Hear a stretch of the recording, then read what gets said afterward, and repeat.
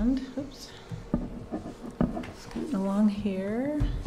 So we have nothing to report out of closed session. So may I have a motion to approve the agenda? I'll move to approve the agenda. And I will second. Oh, great. All right. And all in favor?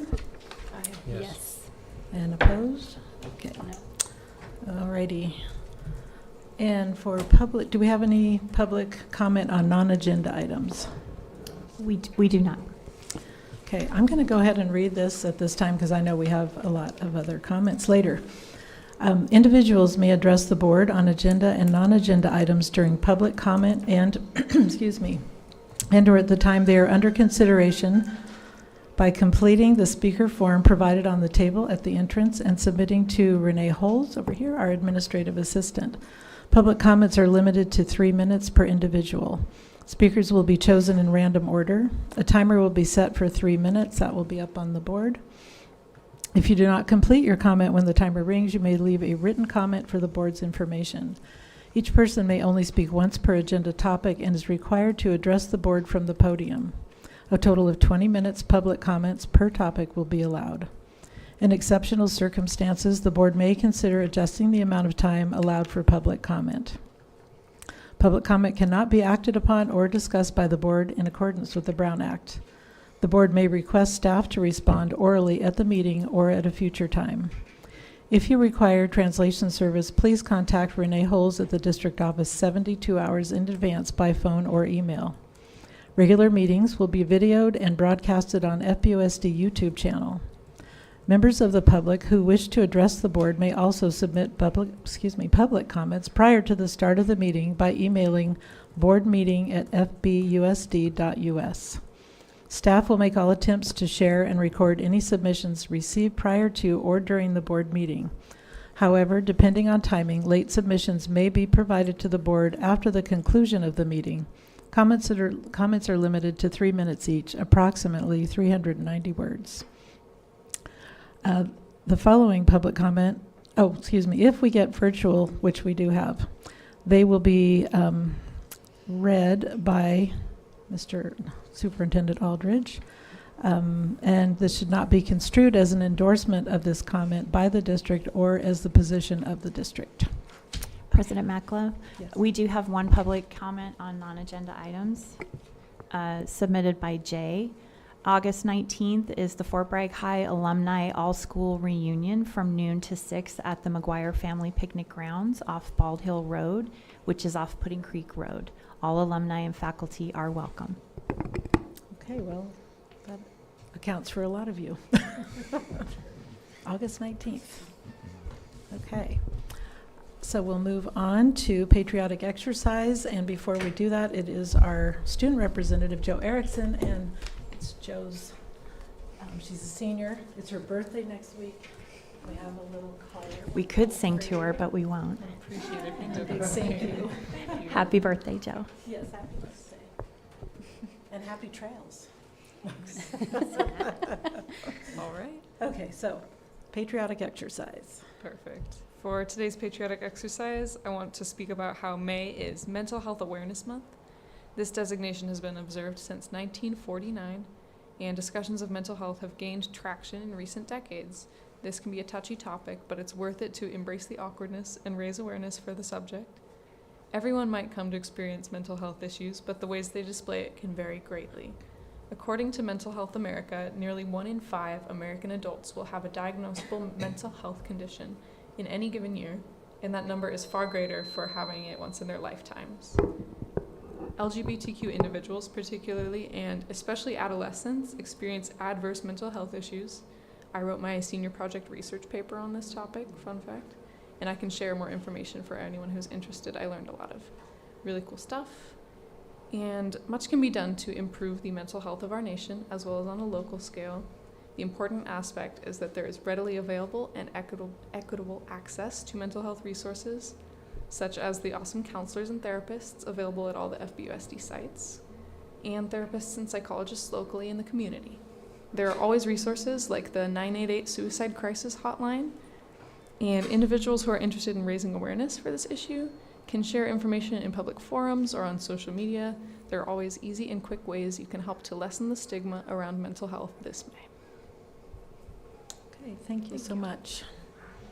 Okay, we'll move on to acknowledgements. Okay, so there's quite a few acknowledgements this month. So May is Asian American and Pacific Islander Heritage Month. It's also Mental Health Awareness Month. National Foster Care Month, National Physical Fitness and Sports Month. The board also recognizes School Principals Day was on May 1st. School Lunch Hero Day was last Friday on May 5th. National Teacher Appreciation Day was May 9th. Mother's Day is May 14th. Harvey Milk Day is May 22nd. World No Tobacco Day is May 31st. National Teacher Appreciation Week is this week, May 8th through the 12th. Classified School Employee Week is May 21st through the 27th. FBUSD has designated May 19th to collectively honor all employees, including administrators, teachers, classified personnel, school nurses, bus drivers, office staff, nutrition services, custodial staff, technology support, special education, groundskeepers, and all others who work to contribute to the success of FBUSD students. There will be some treats that come around, and so keep an eye out for those. Okay, item 5.2. So our donation acknowledgements, we have $500 that was received from the Presbyterian Church to support the Pay It Forward Pantry at FBHS. $7,430.72 was received from the Fort Bragg Police Department, the Asset Forfeiture Fund, to support the purchase of an electric starter system for the Fort Bragg High School track team. So we don't have any more starter gun. It'll be the electronic tone. And we received a donation of 1,171 books from the Marines Toys for Tots literacy program, and we're going to hand those out to students for some summer reading program, so they get some books to take home. Great. Okay, thank you. And communication. Did anyone have, I think we all had a lot of emails.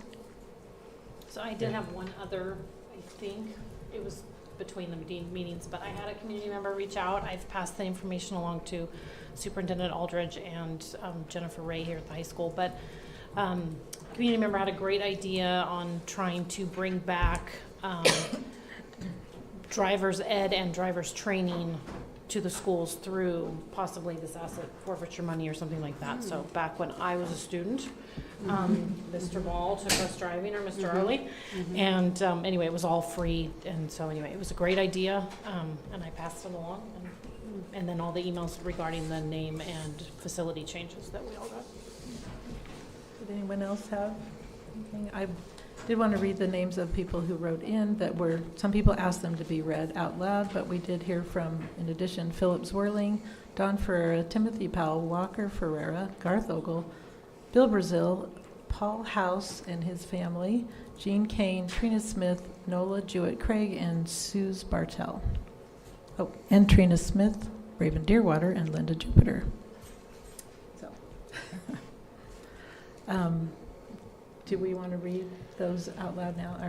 That's at the board's pleasure. They're all on item 11.4. Okay. So it's We'll- either we could wait for that item to be considered, or we can read them now. But I would think in We'll move. respect for our guests, I would defer until that item comes up. Good idea. Okay. Moving on to 8.1, Student Representative Report. Okay. As always, I'll start with Redwood Elementary, who is interviewing teachers and classified candidates for the 23 to 24 school year, and applicants are encouraged to apply on EdJoin.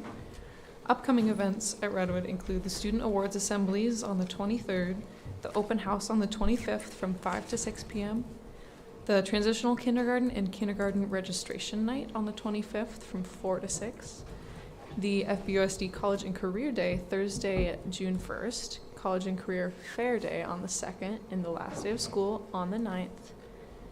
At Dana Gray, they're finishing up the CASP testing on the 16th.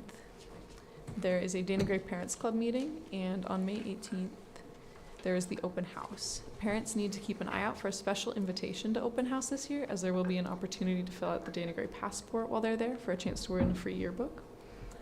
There are lots of field trips happening, and on May 25th, Dana Gray students will be going over to the high school to attend the AVID Career and College Fair and be a part of that.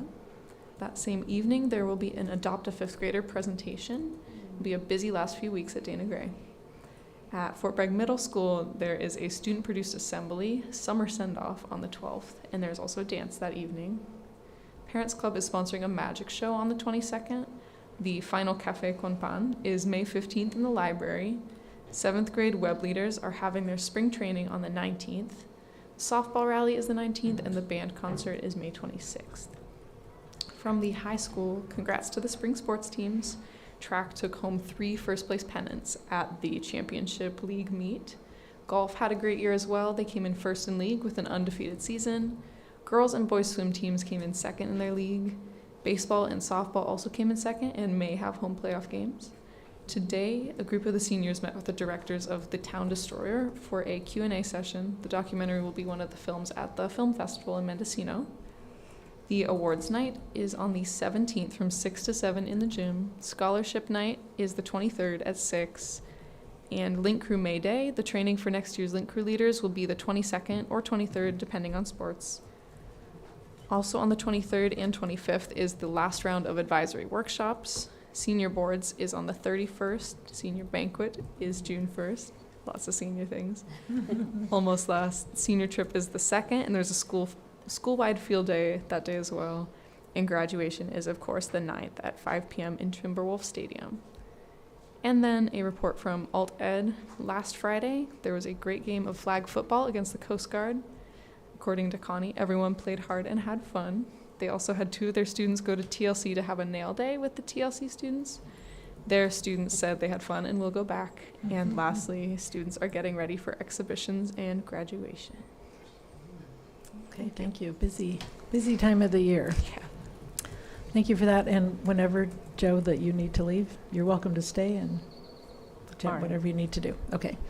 Moving on to 8.2 for general obligation bond funds construction project update.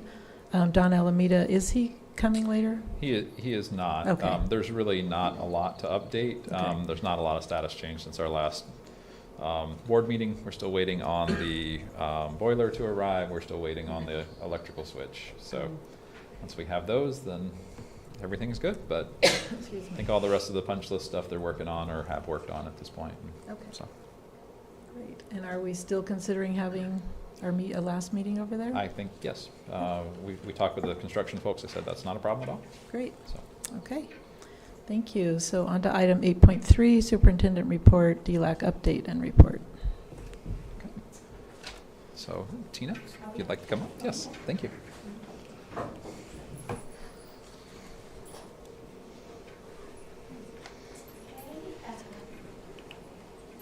My name is Tina Krenov. I am the EL coordinator for Fort Bragg Unified School District. And this is our DLAC parent here tonight, Oneida Escamilla. Cortez? Okay. Thanks. Okay. And she is here to read the letter to the school board with praise and recommendations for this and the following school year in Spanish, and then I will translate the letter. Hi, everybody. Hi.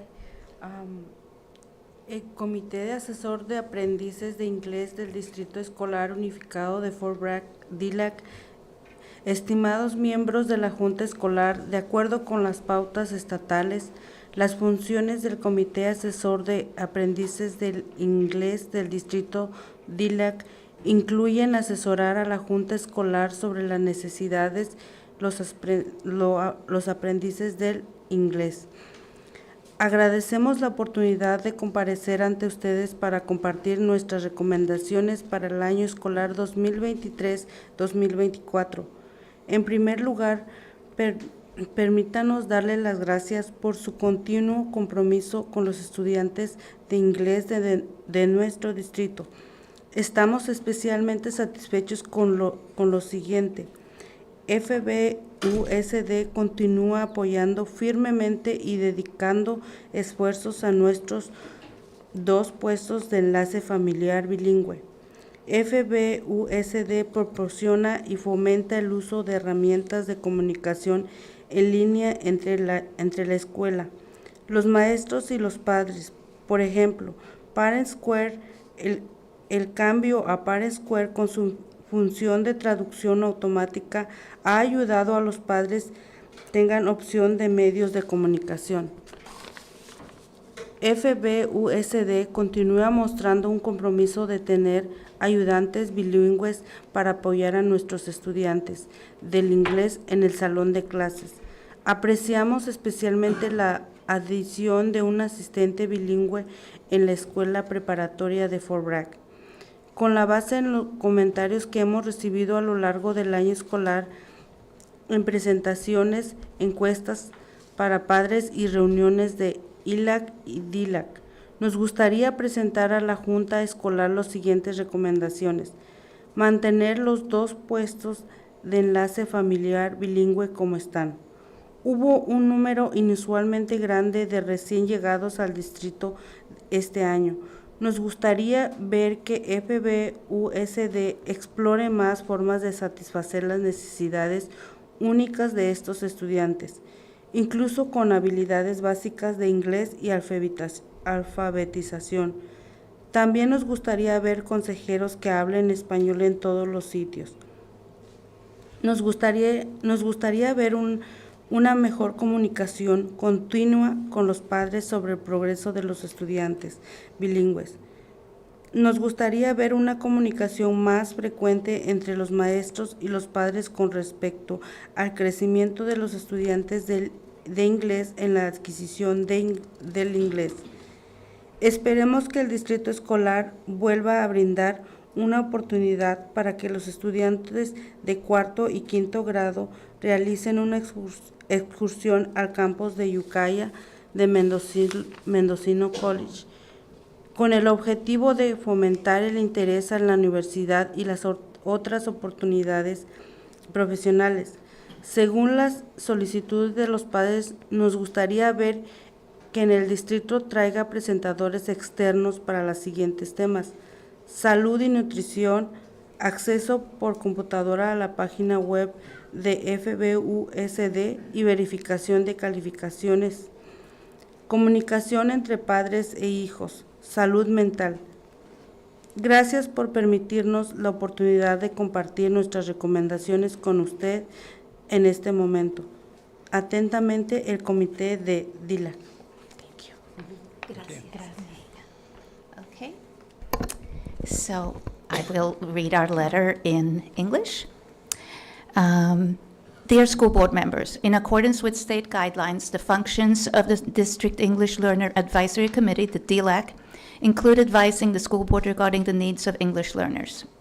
We appreciate the opportunity to appear before you to share our recommendations for the 23-24 school year. Let us first thank all of you for your continued commitment to the English learners of our district. We are especially pleased with the following. Fort Bragg Unified School District continues to strongly support and dedicate efforts towards our 2 bilingual family liaison positions. For example, they have a beautiful new office now where parents can feel really welcome and have private conversations and resources. FBUSD provides and encourages the use of tools of online communication between school, teachers, and parents, Parent Square. The move to Parent Square with its automatic translation feature has helped give parents a choice for means of communication. That is much appreciated. FBUSD continues to show a commitment to having bilingual aides to support our English learners in the classroom. We especially appreciate the addition of a bilingual aide at the Fort Bragg High School. It was much needed. Based on the comments we have received throughout the school year in presentations, parent surveys, and ELAC-DLAC meetings, we would like to present the school board the following recommendations. Please keep the 2 bilingual family liaison positions as they are. There was, and I will talk more about this in my presentation, there was an unusually large number of newcomers to the district this year, more so than last year. So we would like to see FBUSD further explore ways to meet these students' unique needs, including with basic English skills and literacy. We would also like to see Spanish-speaking counselors at all sites if possible. We would like to see better ongoing communication with parents regarding student progress, especially in reading, writing, and English language development. We would like to see more frequent communication between teachers and parents regarding English learners' growth in acquiring English. We hope that the school district will resume providing an opportunity for 4th and 5th grade students to realize a field trip to the Ukiah campus of Mendocino College with the objective to encourage interest in college and career opportunities. Based on parent requests in the surveys, we would like to see the district bring in outside presenters for the following topics: health and nutrition, computer access to FBUSD web pages and checking grades, parent and child communication, and mental health. And as a change, we would prefer to have these presentations during DLAC meetings in the future. Thank you for allowing us the opportunity to share our recommendations with you at this time. Sincerely, DLAC members. Thank you, Tina. And can we get a copy of that Yes, to the board? That'd be yes, great. I'll get it to Renee Okay. tomorrow. I was trying to take quick notes, but I'm not that quick. Okay, so now we get to as the EL coordinator for the district, my brief report. So first of all, thank you for the opportunity to speak to you this evening. Last year, I stood before you and talked a lot about data, and with a focus on the discrepancy in reading between our English learners and our English-only students. But I know that these numbers are available to you in other data reports. So instead, this year, I would like to briefly discuss the challenges and successes we have had in the EL program this year. This will tell you much more about our program and our English learners. So with your permission, I'm going to move forward with that. The one data I will touch upon is simply that we have seen at Redwood and Dana Gray a positive decrease in the discrepancy in reading between our English learners and our English learner students. So I've been really happy to see that. So let's move on to the challenges. Last year it was newcomers, this year it's newcomers. Last year we received 14 newcomers with no English skills whatsoever, and many of them not literate in Spanish as well. This year, we had 25 newcomers. That's 9 more students, and with what's going on in California with Title 42 tonight, I believe that we will continue to see a great increase in our number of English learners. So this year, we had a total of 39 English learners with none to very, very limited English proficiency in grades K through 10. And I think that this has been especially difficult for the middle school and the high school. That's a total this year of 25 non-English speakers who come with disrupted schooling, trauma, and huge challenges. They need basic English skills. Some of them are illiterate in Spanish as well. Their families are in turmoil without housing or resources. And that's where, of course, Maricruz and Marta, our bilingual family liaisons, are just a gift to our school district and to these families. I can't even begin to tell you all that they do. They also expanded what they do this year with the Café con Pan evenings. For example, they invited the police to come and talk to parents about issues that the parents were concerned with. So it's just a great, great, great resource for us. I know that Superintendent Aldridge has a couple of ideas that he's moving forward with that will address these challenges with our newcomers, and I welcome these challenges. And Carolyn Carini and I will work next year to plan for implementation. Moving on to our successes. So this year, we didn't have any ELD at the middle school for several years. This year, we have 4 ELD sections. And Ms. Shagru and Mr. McGee are wonderful teachers of our English learners.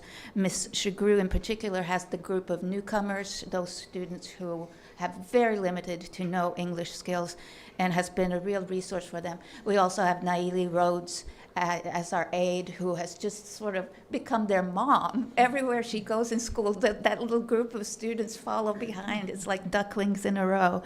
And you know, she's just really stepped above and beyond to meet the needs of these students. And they are also using Rosetta Stone, which we purchased for basic English skills. At the high school, we have Danny Aragwin, who has one ELD section for our non-English speakers.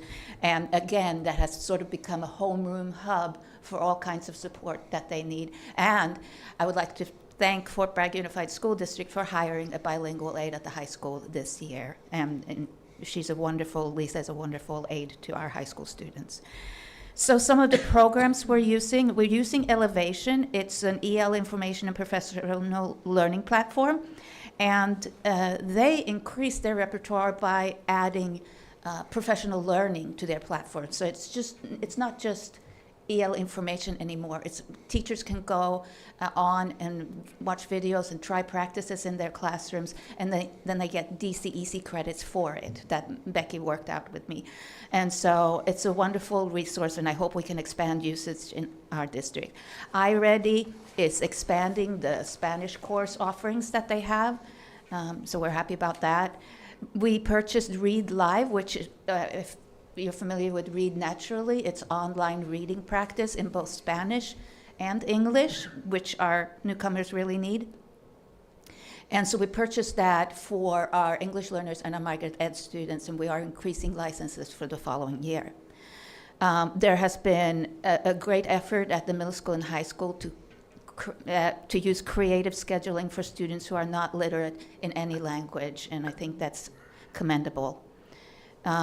In terms of LPAC, this year teachers really stepped up their commitment to help their students succeed on the assessment with the teachers at the middle and high school and Redwood and Dana Gray really focusing on the skills that students need to be successful on LPAC and be able to be reclassified. And Ms. Vieira, for example, met individually with all her English learners and had pep talks with them and talked about their previous scores and what they could do to improve their scores. And I think I mentioned our bilingual family liaisons before, but I'd like to just say that again, that we are so grateful for your support. So, and I also would like to give thanks to Mr. Aldridge. He is letting me have EL tips from Tina in his weekly blog, which I hope reaches some people who read the whole blog. So, and that's it for me. If you have any questions, I'd be happy to answer them. Thank you. Do we have any questions?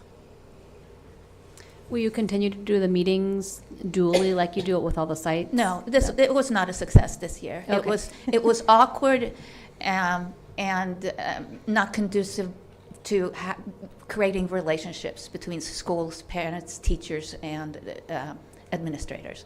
Okay. So we will go back to in-person meetings. It's possible Dana Gray and Redwood are discussing having a joint meeting for the elementary schools. And I know for the high school, it's really difficult to get parents to come to the meetings. But Mr. Aldridge also had some good suggestions. And we had a really gung-ho parent at the last two DLAC meetings who talked about what she would like to see in terms of incentives for parents to come to the meetings. I think in person will help some and not others because they didn't have to, find childcare and things like that. And maybe we'll go back to providing childcare. Maybe we'll have a lottery, a raffle. That was what one parent who suggested, have a raffle, do something nice. And a little bit of food or snacks or something like that. Let's see if we can make it more friendly again, like we used to have it. Thank you for that question. Thank you, Tina. That's great. Appreciate all your hard work. Thank you. Okay, we'll move on to the Alternative Education Noyo High School name change request, and we have some folks from ALTED to speak. You're well represented.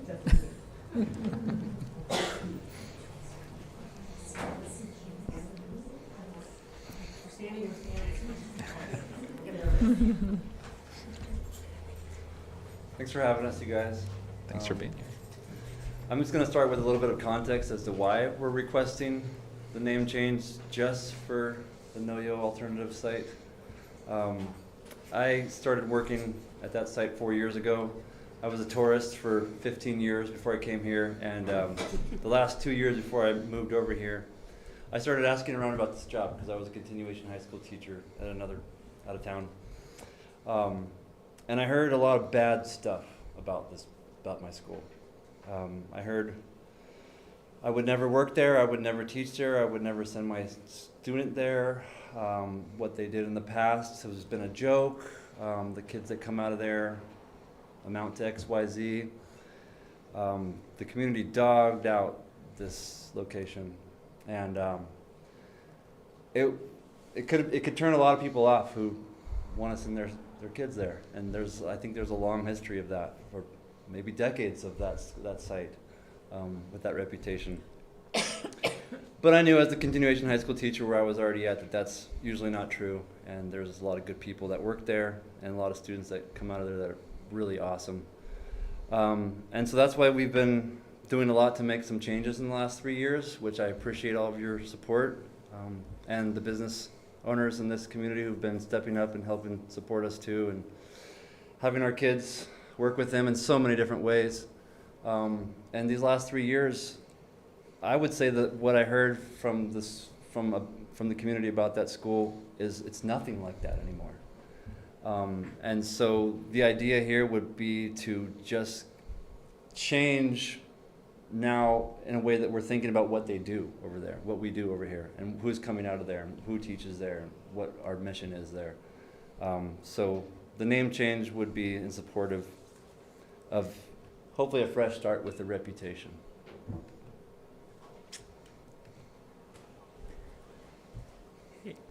So my part of the double act was to try to address the question, I guess, that came up last month at the board meeting about what exactly it is that we were looking to do.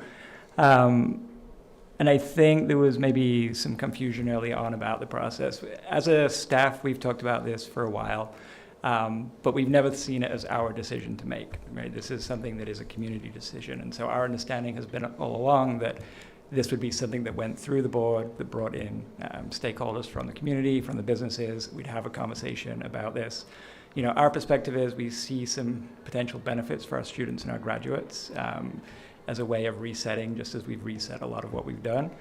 But it's not our choice, right? And we don't want it to be our choice. We want this to be the community's. And so, you know, we're looking to move forward with a community dialogue around this topic to find out, you know, if this is something that makes sense and is supported or not. Like I said, we were under the impression that this was something that would come through the board to be done. If that's not the case, if there are other steps prior to that need to be addressed, you know, let us know and we can take care of that. But I just want to make clear, we weren't coming in demanding this is what has to happen. You need to verify it. We just want to get the conversation going, figure out what's best for the school, what's best for our students and our graduates. So that they can be proud of the school that they've come through and know that the community is also proud of us. So, any questions? Do we have any questions? Or suggestions? I'm just wondering if any of the students, I know that there were potentially students that were going to come. What are their thoughts? It's a range. I mean, not a surprise, right? There's a spectrum. There are some who feel proud of the Noyo name. There are some who see it as a bit of an albatross around their neck, and that if they go out into the community and say they graduated out of Noyo, that is a mark against them. And then there are some that don't carry the way, right? So there, and again, this is where we see it as a broader conversation. I don't think if you ask any 2 or 3 people, you're not necessarily going to get the perspective of everybody. And I think there is a broad range of opinions. And for me personally, I can go either way. I can see benefits to both sides of that's why I think having that broader conversation and bringing some other people in is the way to go. And I think the question really is, what's the forum to do that? Is it through the board or is it through another process? And that's kind of where we defer to you. Did you want to speak to that, Joe, at all? Certainly. So I know one of the things that we had discussed when I met with your staff earlier this week was the idea of do we want to rebrand Alta Ed as a whole under an umbrella name, or are we looking to change individual school names? So I don't know if you've had any thoughts on that since we chatted the other day. Yeah, I think that, so there are sort of 2 levels, right? Right now we have 3 separate school names, right? There's Noyo, Lighthouse, and Shelter Cove. Even if I think there was a decision to stick with Noyo, right? That's kind of the name that most people know.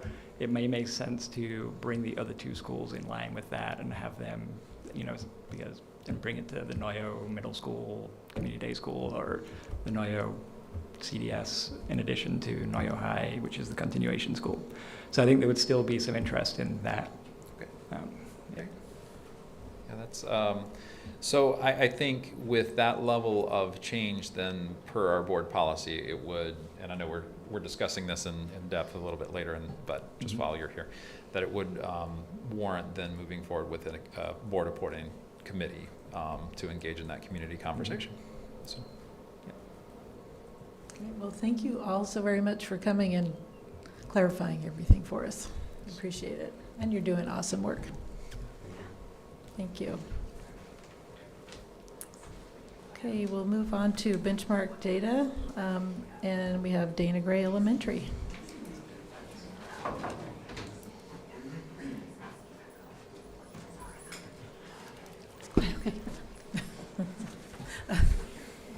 Uh-oh, they're all clearing out. Don't Hi, take it everybody. personally. Won't take that personally at all. So when I was looking over the data analysis that the Dana Gray staff did in the middle of April, some of it showed some growth, some of it showed some stagnancy. The staff addressed where the holes were, what kind of different things they needed to do. And so when I was kind of preparing for tonight, it was less about the report that we submitted to you to look at and more about, I thought it'd be good to look at the growth through iReady with one diagnostic compared to another. So, and this will be way shorter. So I looked at, from third grade in ELA, they moved from 4% to 29% of their kids who were either mid, above, or early grade, on grade level, reducing it from 56 to 26% of kids that were 2 or 3 years below grade level. So that was really fantastic. And that was in math. They've been doing amazing things with doing small groups. And we have a little group of instructional aides have been working hard on producing those little math games that are in the curriculum. They take a lot of boots on the ground, I guess, to produce. So we've been trying to make that a big effort.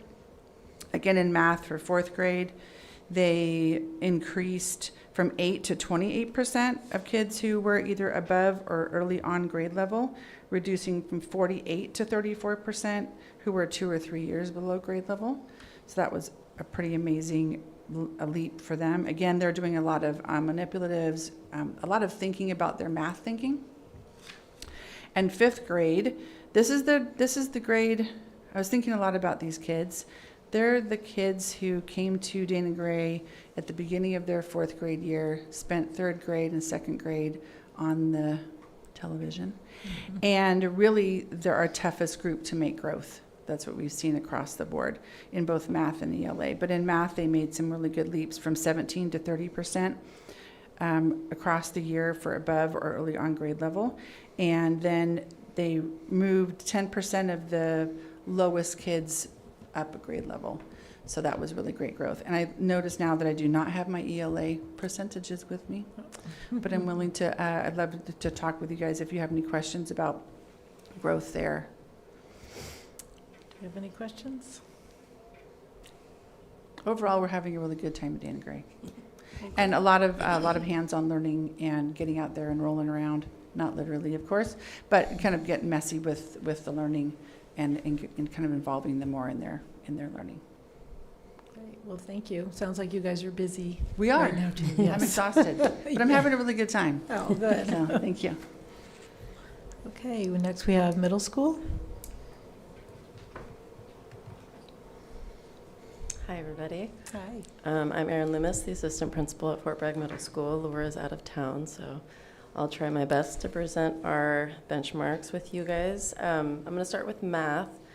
For our sixth grade, there has been significant growth in the lower percentiles for the sixth grade students, and they continue to confront challenges related to higher math functions.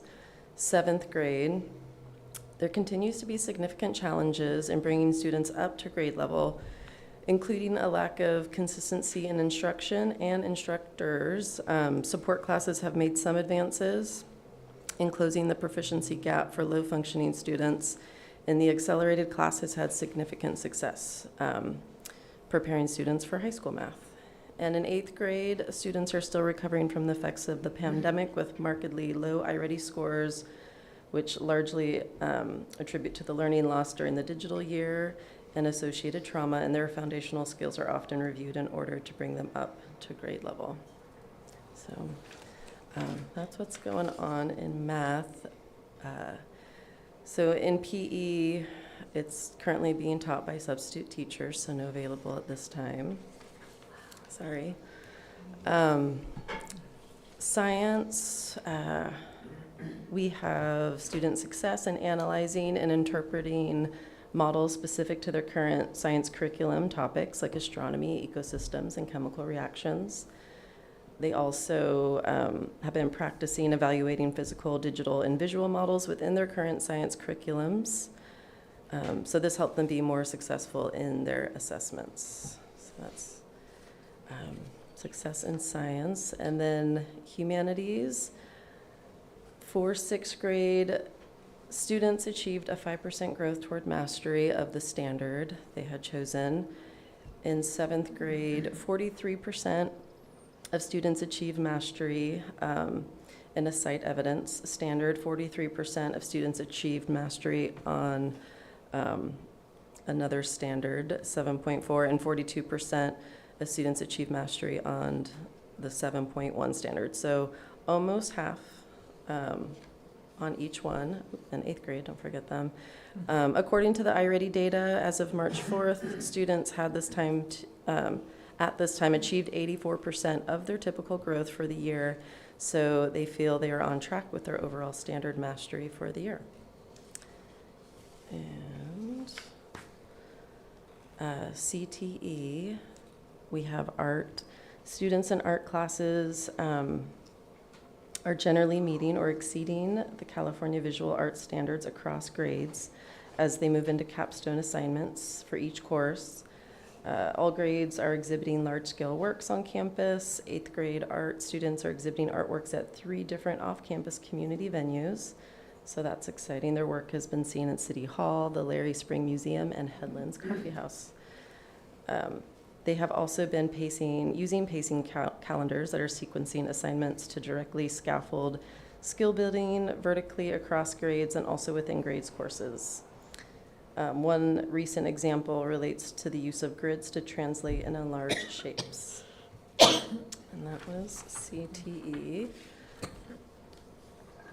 And as a whole, our site action plan.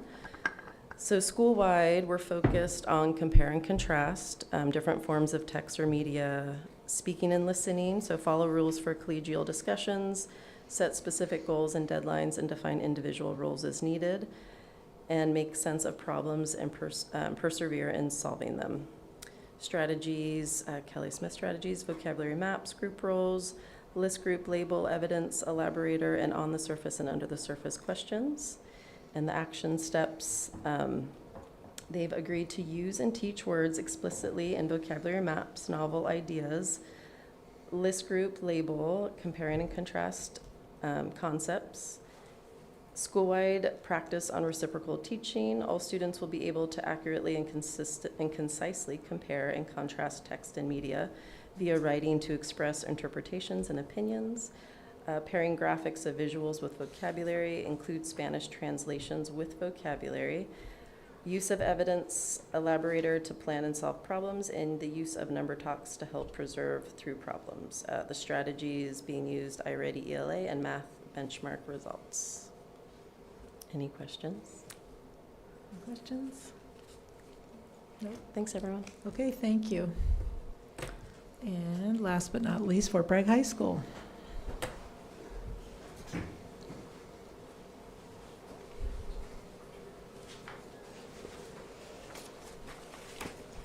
Thank you, everyone. I'm Bruce Triplett, principal of Fort Bragg High School. I'm just going to give you a general, because you have all the information. I know we have a lot on the agenda. So the main is that, it's great working with Kelly Smith because she's worked with us so long that she gears it to what the different departments need. So for instance, CT, they've been working on a common rubric, which they haven't had for quite a long time. So that was what they did. So they worked with her. English language arts, the things they're noticing, which is great. They're noticing that, their EL is improving, and a lot of it is because they're finding different ways to support our EL students. I mean, the great thing, we've had our bilingual aid in classes. I think having an EL class, separate, has been a great support, and they're finding that they are improving on the benchmarks.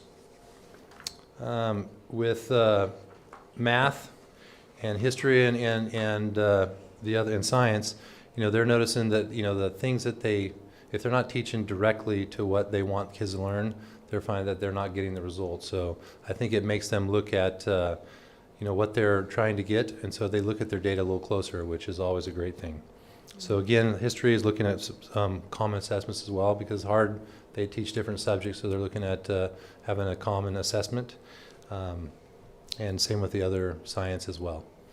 Do you have any questions for me? I think we're good. Thank you so Okay, much. you're And welcome. good luck to the end of the year, and we'll be hearing from Redwood next month for our benchmarks. Okay, thank you. Okay, moving on to 8.3.4, County Investment Report. The one you have is, I think, from December, is that right? And that's the most recent one available. The county has been struggling mightily with staffing issues.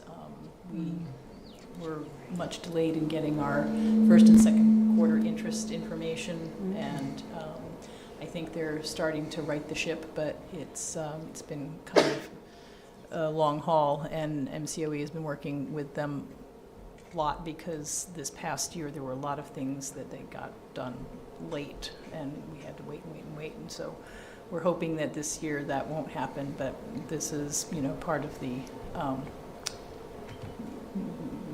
that's part of the reason this one is the most recent one they had available was December. So again, it's just a report showing that they are following their policies and procedures regarding the investment of funds.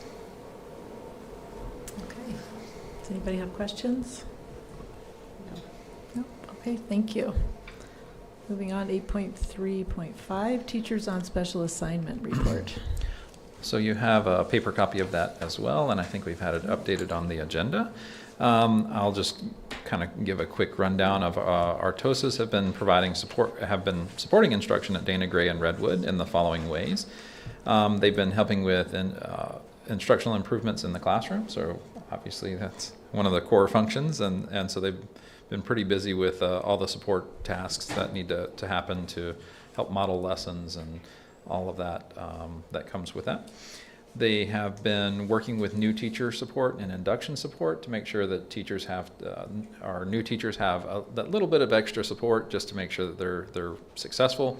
But also, if our teachers involved in induction need to go observe each other or have some of that time they've been covering classes in order to make that happen. In curriculum training and procurement, they've just been ensuring that folks understand all the parts of the adopted curriculum that we have available, and to make sure that if we need to order things for next year that they've communicated that and we're moving forward there. They've been performing data analysis, so some of the pieces that you saw tonight come from some of their work directly. Participating in instructional rounds where they walk with their colleagues into various classrooms and then debrief about what they saw and seeing and those have been going really well and heard very positive things from everybody participating there. They've been supporting instructional software, so our iReady and all the different systems that we have, they help to make sure that happens. And they also help to support our family nights that have happened, so like our literacy night and other events like that. So we really appreciate the work that our TOSAs have been doing, and look forward to continuing to work with them. Yeah, this is great. Any questions? I just want, what's EM Math? Is that a digital something? I think that's the digital, yes, everyday math. It's everyday math, but EM? Yeah. Okay. And then the only other question I had, the iReady, I think through the DLAC and ELAC, they were showing that you can look at it in Spanish, which was really interesting. And there's so many components to it. Is that something that, I mean, we're using it fully? I mean, there's so much to it. Are we, everyone using it the same way and getting So- the data analysis out of it the same way? So we're in conversation right now about providing additional training next Okay. year. We've been talking with iReady to make sure, because we had that same sense that we knew there was a lot there, but we weren't fully using all of That's it. the So efficiency. we're looking at the opportunity to be able to provide teachers with that in an ongoing fashion. Right, and then just with new teachers, that would be cumbersome to come in, and if everyone's using a different format in different departments, maybe it would be kind of wonky. Yeah.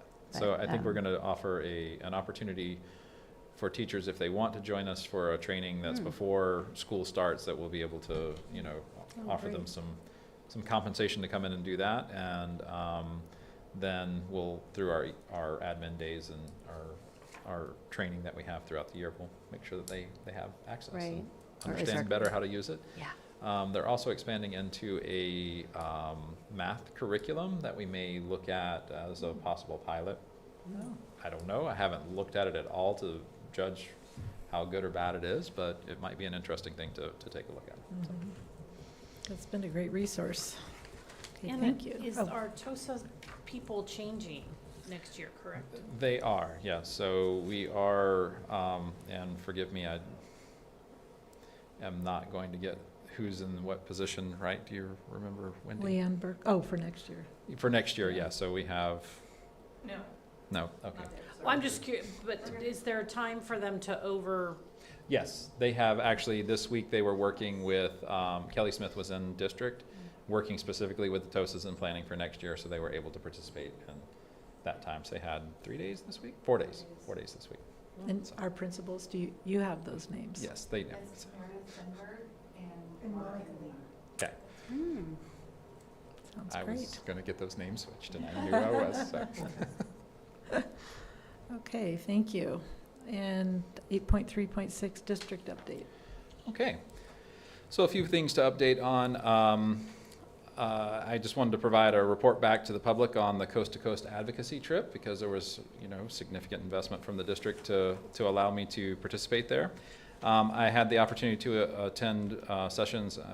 We had Javier Becerra, the Secretary of Health and Human Services, spoke with the group. It's really talking about the opportunity for Medicaid.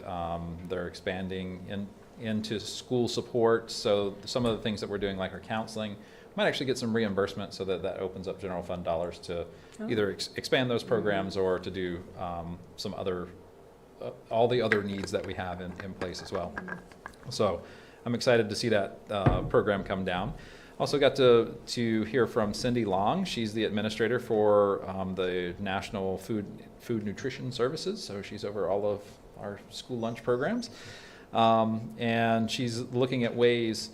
She realizes that some of the things that have gone into effect for the guidelines for lunches have gotten so restrictive.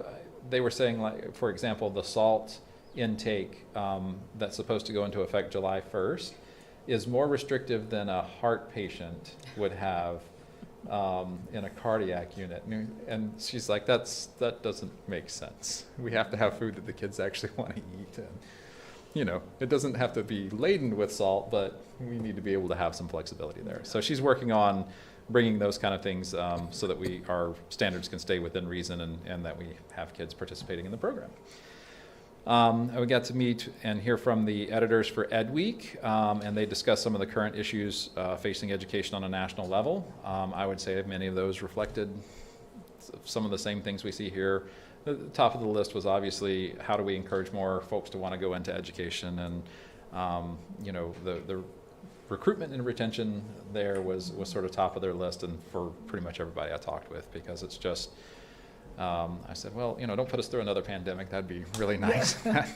That was certainly a hard time there. I also had the opportunity to meet with several members of Congress or their staff, and we were able to discuss some issues around special education funding, secure rural schools funding, and rural broadband access. I met and nearly knocked over Nancy Pelosi. So I was heading out of her room as she was walking in, and felt really bad about that. I got to speak with Congressman John Duarte from Modesto. I was actually talking to him for about 5 minutes before I realized that he was a congressman. So we had a really nice conversation about different aspects of education. I met with staff from Congressman Tom McClintock's office. I was not able to speak with Congressman Jared Huffman as the meeting was scheduled after my flight left, and I was not the only one from our region that had that happen because there was some miscommunication around some times. I am reaching out to his office to set up a meeting next time that he's in town. So, negotiations update. We've reached tentative agreements with both of our bargaining units, so they're out for ratification there. So we'll bring public disclosures before the board at the June 15th meeting. So we appreciate the partnership with our labor partners on that. Human resource updates. We continue to recruit for our open positions. At this point, I think we have 8 open teaching positions. That includes our longtime speech and language openings that we've had. Though we did hire 1 speech and language person, I think. So Exciting. that was a positive. We have about 10 classified positions open and 1 administrative position open. We've hired several positions over the last few weeks, and we will continue to hire as we find qualified candidates. So this list is probably even out of date now. I'm also happy to report that we've hired Kristen Larson-Ballier to serve as our alternative schools principal for 23-24, and she'll also serve as the lead for our community schools planning grant work. Fiscal updates. Wendy and her staff are continuing to complete our estimated actuals for the closeout of this year while also preparing the 23-24. So it's always, okay, which year are we in and where are we at? Who's on first? The May revise is expected to be released tomorrow, we're hearing, but they have until the 15th, so it could be as late as Monday with that. Many factors are contributing to the fiscal uncertainty at the state level. Some of those are including unsure what's going to happen with the federal government if there's a default, and just competing priorities. We're seeing probably a wider chasm between the governor and the legislature than we have in previous years. There's really, I'm not sure what's going to happen. So it will be interesting to see what comes out tomorrow. There is a CSBA webinar that's coming out. I'll be on the road, so I won't be able to catch it. But Yeah. It was 3:30. Yeah, 3:30. Oh, back to 3:30? They changed it to 4:30, I thought. did they? Oh, okay. I thought it was 3:30 and they changed it to 4:30. I have down Maybe- 3:30. Okay, okay, well, maybe you're right. I've still got 3:30 on my calendar. 4:30 on Friday is really what I wanted. I know. We've also received confirmation finally of the amount for our kitchen infrastructure and training funds. That was about $310,000, so that was coming in higher than what we had anticipated, so that was a pleasant surprise. And we've also been awarded our assets grant for an additional 5-year term, so that's super exciting that we can continue that wonderful program here at the high school. Facilities update. Our construction for the preschool is nearly complete. As we talked before, there's not a lot of change since the last board meeting. We are going to be jumping right on the construction of the bus loop shortly after school's out. I think Barry was telling me he's got 2 days to get everything out of the preschool building before it starts being torn down. So it's going to be very, very quick. So look for some fast changes there, but I think on that timeline they'll have it finished for the start of school. So that'll be really nice to welcome students back in a little safer environment, getting off the bus on school property. So, and we're working on our summer priority list for maintenance and operations staff to make sure to prioritize the right things, get some pieces done there.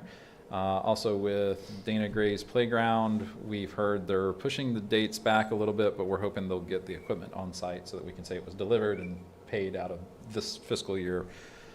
We're going to be down to the wire on that though. So more to come there. Couple swings dropped off. Right. Next on safety, we have been provided an opportunity to have some professional input on our safety planning through a program sponsored by MCOE. So our comprehensive safety plans will be analyzed by professionals to make sure we're compliant with laws and best practices. They also are, I attended this meeting just this morning. They're talking about simplifying it a little bit so it'll translate better into other languages and parents will kind of understand what we're doing, because that was a piece of feedback that we also got from our town hall meeting was, can we get some better communication around that? So it will help us meet that goal. And then there will also be a constructed district-wide safety plan or an emergency operations plan that addresses larger incidents and potentially community responses as well. And like I say, all this goes through, we have a consultant we'll work with, and then it'll get peer reviewed by someone else within, and this is Keenan and Associates, so we're familiar with their track record and their work with safety and liability issues. I think just a couple more things. A lot of updates this month. Planning for next school year, I met with Kelly Smith to discuss the areas of focus for the upcoming school year for our professional development. So we're going to finish out, we started some work with writing, so we're going to kind of finish that out, and then we're going to move right into math and universal design for learning will be the focus of the work that she's doing. We talked a little bit about at the middle and high school level the possibility of moving to more of a coaching model where we're training coaches so we're building capacity for folks to continue that work in the upcoming years.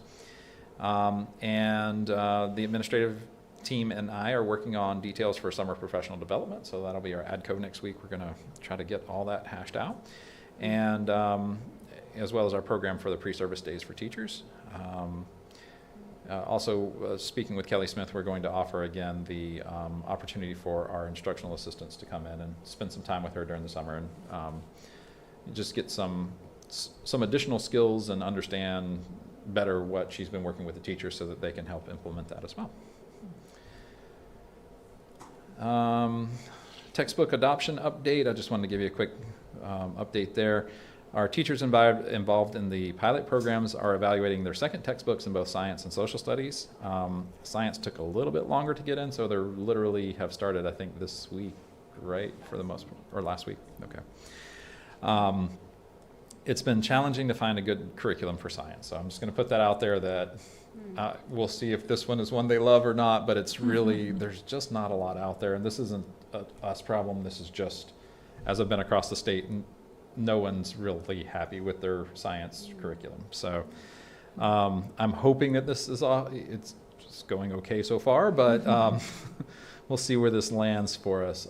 And I've told the teachers I want to get the right curriculum in place, and not, because it's really expensive to bring these items in, and science is doubly so just because of all the hands-on pieces that come with it, which are great, but we don't want to have to buy that twice. So I anticipate that we'll have a decision made for social studies curriculum and a recommendation, hopefully at the last meeting in June, but I'm not sure if we're going to meet that timeline for display or whatnot. Science, I anticipate, will take a little bit longer. We'll probably be into the fall just a little bit with that. So, and that's everything. Any questions? Great. I just have a general question, and maybe it comes next month. We'll see where we are on staffing, but is there a plan if those 19 positions don't get fulfilled? It's what keeps me up at night. It's what I keep telling the administrators. I'm like, we're working on it. Yeah, we'll have to get creative. But I would say with the increase that we've had recently, just in interest, it feels like it's picking back up to, I won't say normal levels of interest, but certainly better than it has been recently. So I'm still hopeful that we'll continue to recruit and get folks in, and really, I think with the negotiations that we've had, that'll also help to add once that's ratified, and we can put that out publicly as well. We'll continue to draw, hopefully not from other districts. I don't want to necessarily, pull away from other Mendocino County districts, but if we need to pull from somewhere where folks want to come have a better quality of life, that's really what I want to shoot for. So we're continuing to look for recruitment events, and I think that's kind of been the biggest challenge. Is traditional recruitment just isn't working, like the going and setting up a booth and let me shake your hand and tell you a little bit about what's going on. We're just not getting the interest that way, so we're trying to figure out how to better connect with folks, and I think that's a shift in our paradigm that needs to happen. And I just also don't know how many candidates there are out there in colleges and those traditional recruiting paths right now. in those areas. It's Right. challenging subjects. Yeah. Okay, any other questions? Just the science, so is there a deadline per se? Because we're already kind of in, I think as There's long as we are still actively- actively engaged in the process, that we'll be okay. no penalty. No penalty. I mean, my conversation with the county office was, they said, well, oh, you're compliant. And I said, thanks, but no, I don't think that we are. So I'm not trying to tell on ourselves, but at the same time, I want to be honest and Yeah. put the right information out there. So I'm kind of waiting for a little more guidance there, and that's part of the conversation I'll have with superintendents tomorrow. So. So every time we have a staff report, it seems like it's raining money, it's raining grant money. I mean, it's just, there's just no end to money. How do you see that going forward? I mean, is the spigot going to start turning off here pretty quick? I would think it would. I think so, because a lot of the grants that we're seeing are still some of the remaining COVID relief funds and some of those things that are sitting at state or with larger organizations within the state.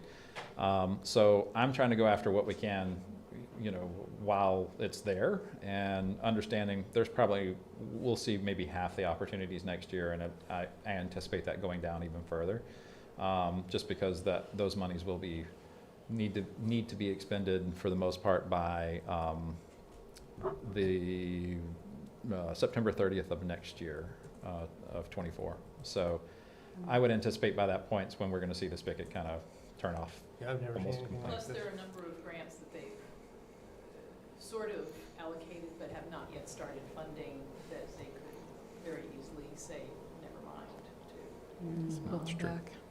There's quite a few of those that I'm a little worried about, but we haven't seen any of it yet. And I'm sorry, Linda, you're talking very softly. sorry, there were a number of resources that they approved last year for which we have not yet seen any money, so I'm a little concerned that they may pull back on some of those. Some of the clawback they're talking about. Yes. But not money we've spent or started to spend. No, Oh, we good. haven't, no.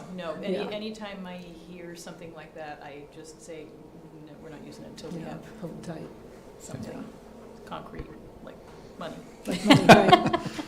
Like a They got schedule. your funds. Okay, thank you. We'll move on. Item 8.4, the CSEA representative, Martha Lopez.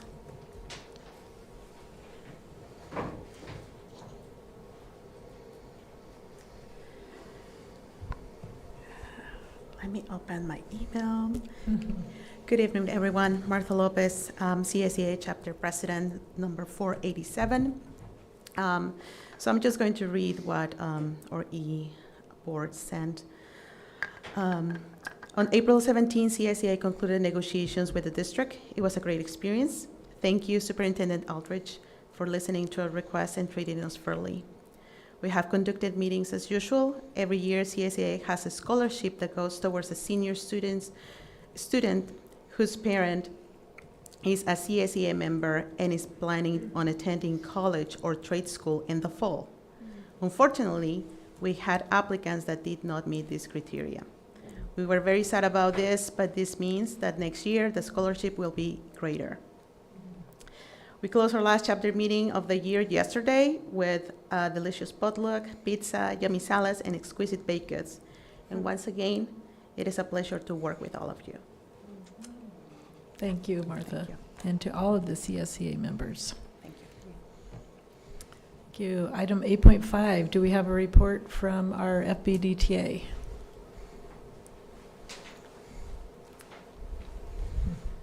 I don't have anything officially prepared, but I figure since I'm here. Might as well. Yeah, but I do want to take a few minutes just to highlight some fun things happening. Some of you may know California Teachers Association has a sort of foundation arm, the Institute for Teaching, that teachers are able to apply for funding to support their work. It's a really underutilized resource, but in the last 3 years or so, we've started to take advantage of it. For a couple of years, Erica over at the middle school was able to secure funding for a wellness center and a makerspace. And then this year, we kind of stepped up, and teachers over at Dana Gray just were approved for funding to set up a wellness center and like calm corners in the classrooms. Oh, wow.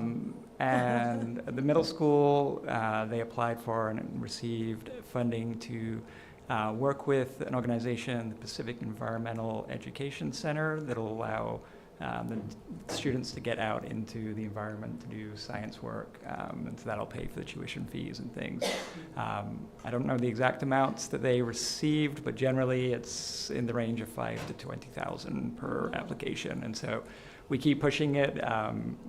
We've never had anybody turn down. It's one of those where there's more money than people applying, and so we're trying to get the teachers to be aware, like if you've got a project you want to do it. The money's there. So that was exciting. Other than that, you know, as has been mentioned already, we have a tentative agreement. We release it to the members this week. We'll be voting on it in the lead up to the March 31st general meeting, which is our last of the year. Just in initial conversations with people, I don't think there'll be any issue with it passing. You know, I think people are very happy, and I think it's reflective of the last few years. There's a lot of, you know, there's a lot of good feeling around the work that the district's done to really try to bring up salaries, and, you know, money's not, you know, everything, but it certainly helps, especially with the issues with hiring and retention and all those things. And so there's a real good feeling in the membership that a lot's been done and it's appreciated. And so, yeah, I think there's a lot of good moods this week. Other than that, this is my last time up here as part of union leadership. I'll be ending my time May 31st. So I just want to say on a personal level, like the last 5 years in various roles in leadership, I've appreciated working with the principals and with admin. I think we haven't always agreed on things, but there's always been a good working relationship, and I appreciate you know, everything that everybody's done to keep the relationships happy and keep things moving. So thank you. Thank you, Gary. And thank you to all the teachers. So we'll move on to item 9, approval of agenda consent items. These items are routine and non-controversial. Usually the vice president reads these. He is out today. I'm just going to run through them very quickly. 9.1 warrants. 9.2 minutes of April 20th, regular meeting. 9.3 personnel action report. 9.4 contracts, and 9.5 obsolete materials. Does anyone have questions about any of these? I'd just like to take this moment, if it's all right, to take my leave. Absolutely. Before the Thank super you, Joe. interesting minutes. And thank you for Thank you, Joe. Yeah, and I want to taking care say of thank us you for again so for my couple of years in this position. It's been really rewarding. Well, you've done a great job. Yeah, We well, thank appreciate you. you. And before you leave, will you share what your next chapter looks like? Yeah, of course. I will be going to I see. Scripps College. LA, down in Yeah. LA, right? Yeah, headed down in August. Going to do some travel over the summer, going to Amsterdam with my dad. And studying psychology and musical studies to become, hopefully, a music therapist. Awesome. Yeah. Well, keep us posted. Yes. Sounds Of exciting. course.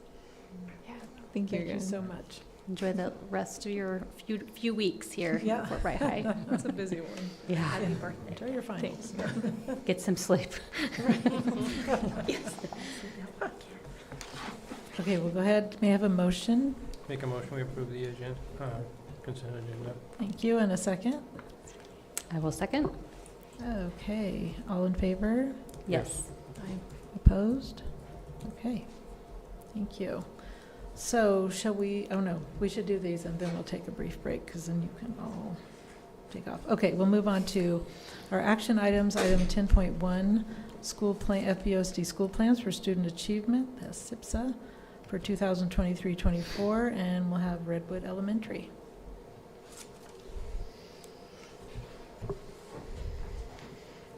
Hello. Hello.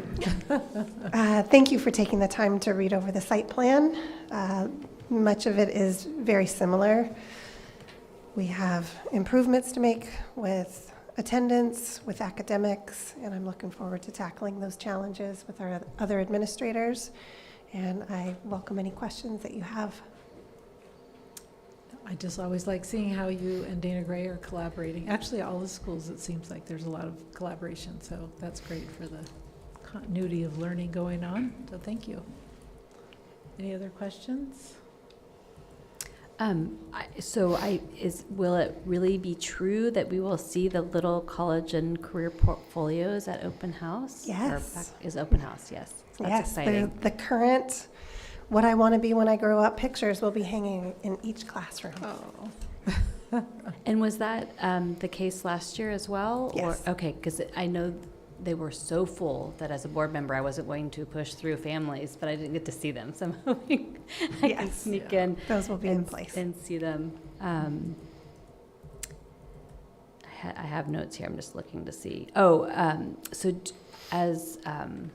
Looking at it, this year I was able to reflect on all of them like a full child, and I'm really feeling like students, when they leave because of technology and everything, they're losing, the use of pen and pencil.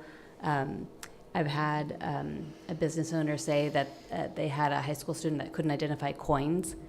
And I'm just wondering, because everything's Swipe, everything's Venmo, there isn't going to be that tactile business, the way to get through life. So I'm assuming things are still getting touched on, and that I imagine you could retrain someone, that they're not going to lose that, but in that moment they don't know what the dime is called or a nickel. But I'm just hoping that that those things are still getting instilled. We're still using pen and paper, and writing is not only on iReady, so they're still paper to pen. Predominantly at Redwood, we are working pencil and paper. We do count the coins. Good. I was talking with a second grade teacher today about the progress that our kids have made.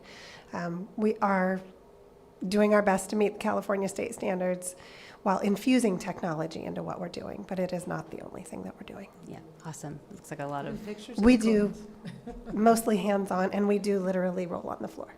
Yeah, as well. Perfect. We need So I just want to let the public know that those things are still being taught. Absolutely. Yeah. Okay, thank you so much. Absolutely. And Dana Gray, Jamie Alexander.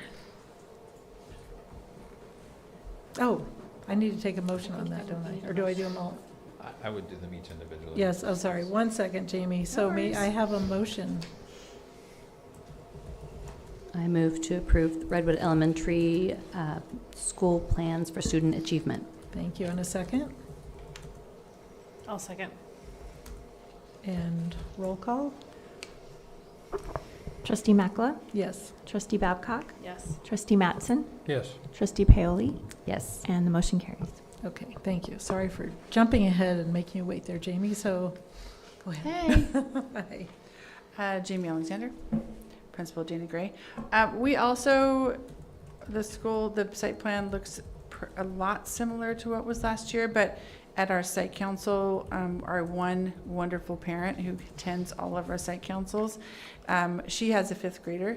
And so we talked a lot about making a little bit of tweaking to our first goal, which is career and college readiness, because traditionally Dana Gray has a 5th grade career and college survey that they do in the fall and they do in the spring. And as I'm so happy that the DLAC wonderful parent who presented was talking about that Mendocino College field trip, because it hasn't happened for the past couple of years. We just unearthed a box of beautiful T-shirts that never got to be worn last year because it was canceled. So the conversation I had with her and our group was really rich in that, she, like other parents, want more as far as talking about futures with these young kids, because that's where as they have these little pictures in Redwood, and thanks to Lily Titchenen, she's come at the career and college person at the high school has already come over to Dana Gray and had some good conversation with some 5th grade kids during their library time.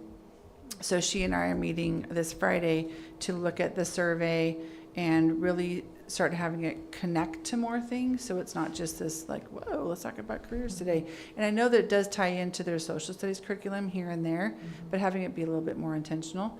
The other thing that we wanted to make sure is a priority next year is working with Lily and parents to get back to the old the one that Kathy put on that my sister and I were keynote speakers for so many years ago.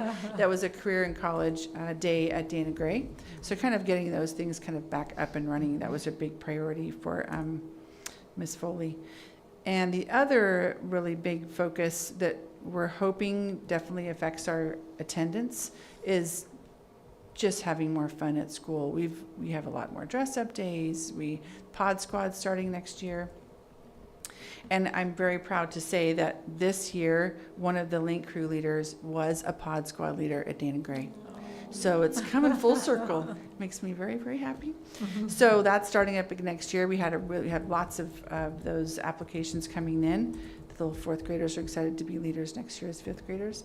So I think we're hoping that the more we can engage the kids in the parts they think are fun, the more they'll engage in the learning and the more they'll come to school.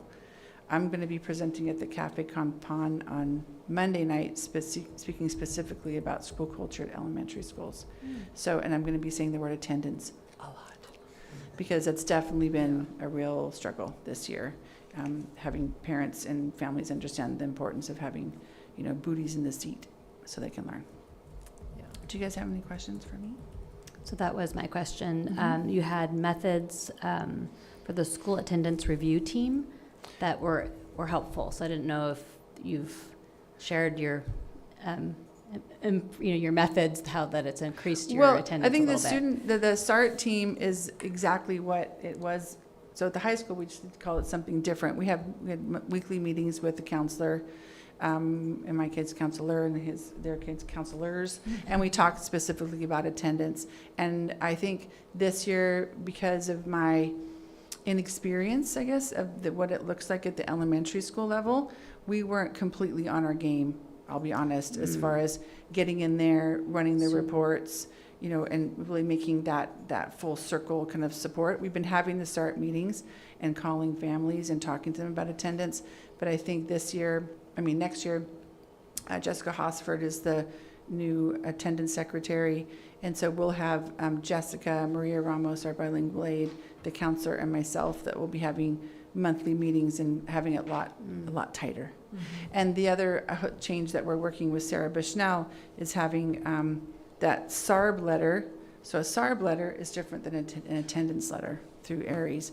And SARB letters, when you have so many kids who are struggling with attendance, is a very cumbersome, time-intensive process to make those individual.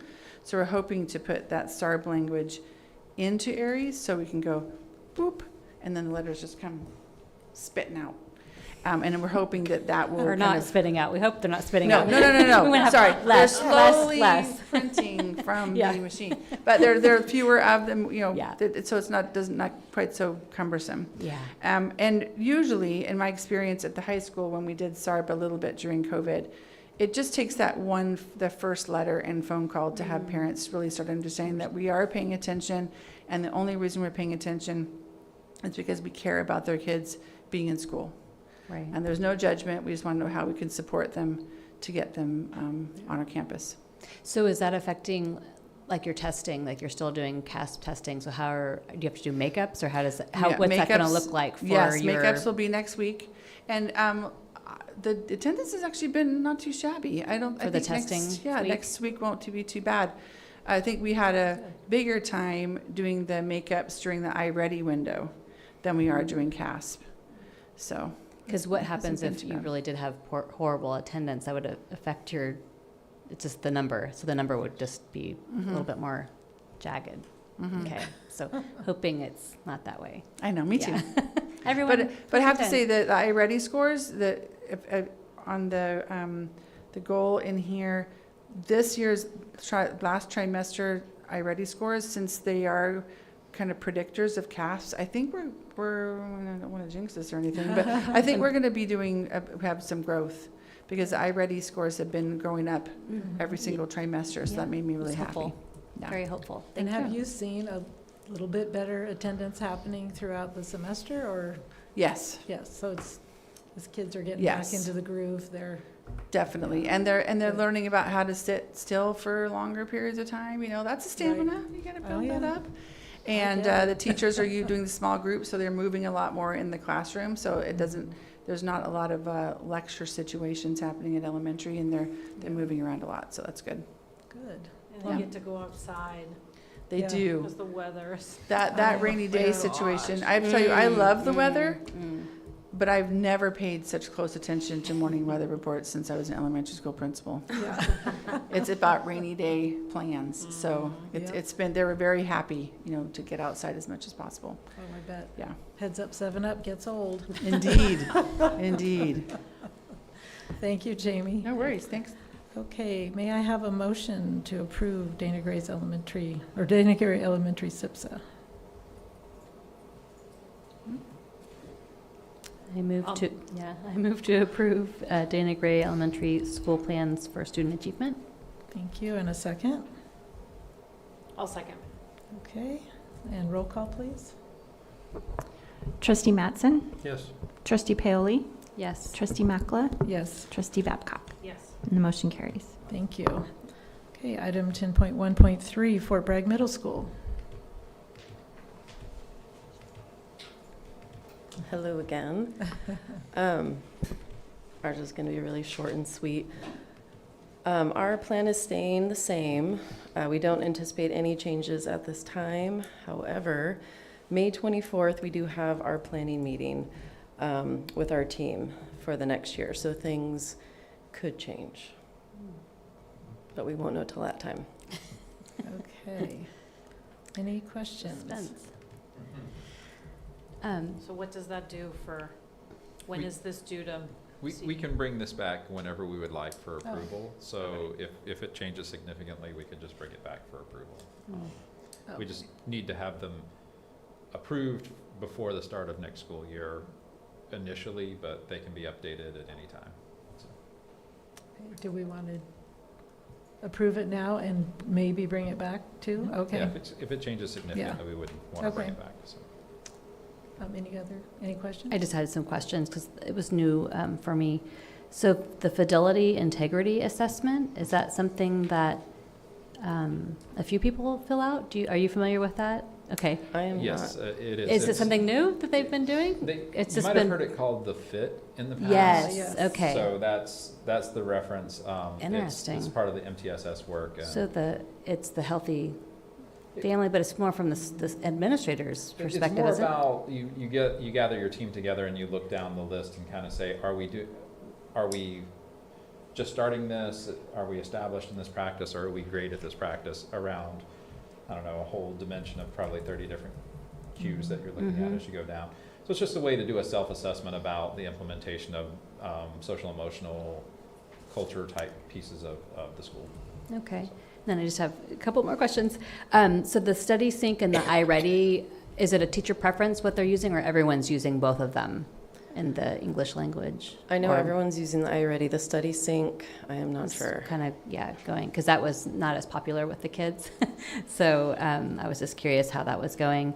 And then what does at the middle school level, this was something I hadn't seen either before, the Universal Design for Learning, like what does that look like at a middle school level lesson? I mean, I don't know, because I haven't, but we So can. I think it gives students a chance to have more individualized outcomes. So there may be, here's the content that we're trying to learn about, but it can be presented from, maybe it's a writing, maybe it's, some kind of art that you can then tie in, or, just demonstrating your knowledge in a way that you as the student see a strength with that. And so I know as a parent, I get to see my daughter getting excited about, we're going to do this that's dealing with a lot more visual arts that she's much happier about versus, gee, Dad, I've got to write this thing, Right. this narrative or whatnot, and she sweats a little bit more about those things because that's not her strength. So they're using just a lot of different modalities and providing some of those opportunities. I've seen it a lot as a parent in the work that comes home in humanities. I think having that unique period there gives them the time to Flexibility. to flex a little bit there. Because I could envision it at the elementary school level, but at the higher levels, it seems like it'd be a little trickier in 47 minutes. And then are there conversations on electives, different level electives for next year? There are. We're still going through our master schedule to see what we can offer. We have a really big class for our incoming 8th graders. Also, we may or may not have choir next year, so we're planning on it not happening. Math support classes might also not happen, which opens up more electives there, which will be great. So it's still a wait and see to see applicants who are applying, and yeah, so we're working it out. Okay. Yeah. Awesome. Thank you. Yeah. Since you mentioned the math support, is that because, I wouldn't think based on what we've been presented, that's not because of need, so is that because of staffing? The math support being? It was a little bit of staffing and just, is it really supporting, is it really helping when we look at what's going on both sides? So we're not sure if keeping it is the best for our students and their progress. It might not be as necessary when we were looking at the data. And the current research we see, we've got Ms. Hawk has been working with Joe Bowler out of Stanford, who's got some really recent research on what's working for kids in math intervention. And what they're finding is mixed ability classes are better for all students than going with leveled ability classes. And so we're trying to integrate more of that centers and things within the math classroom and the middle school. So that's the goal for next year, is that there's more of that type of learning that happens that might look a little bit more like, say, a 5th grade classroom than it would a 9th grade classroom. So, yeah. Any other questions? Anybody? All right. Thank you.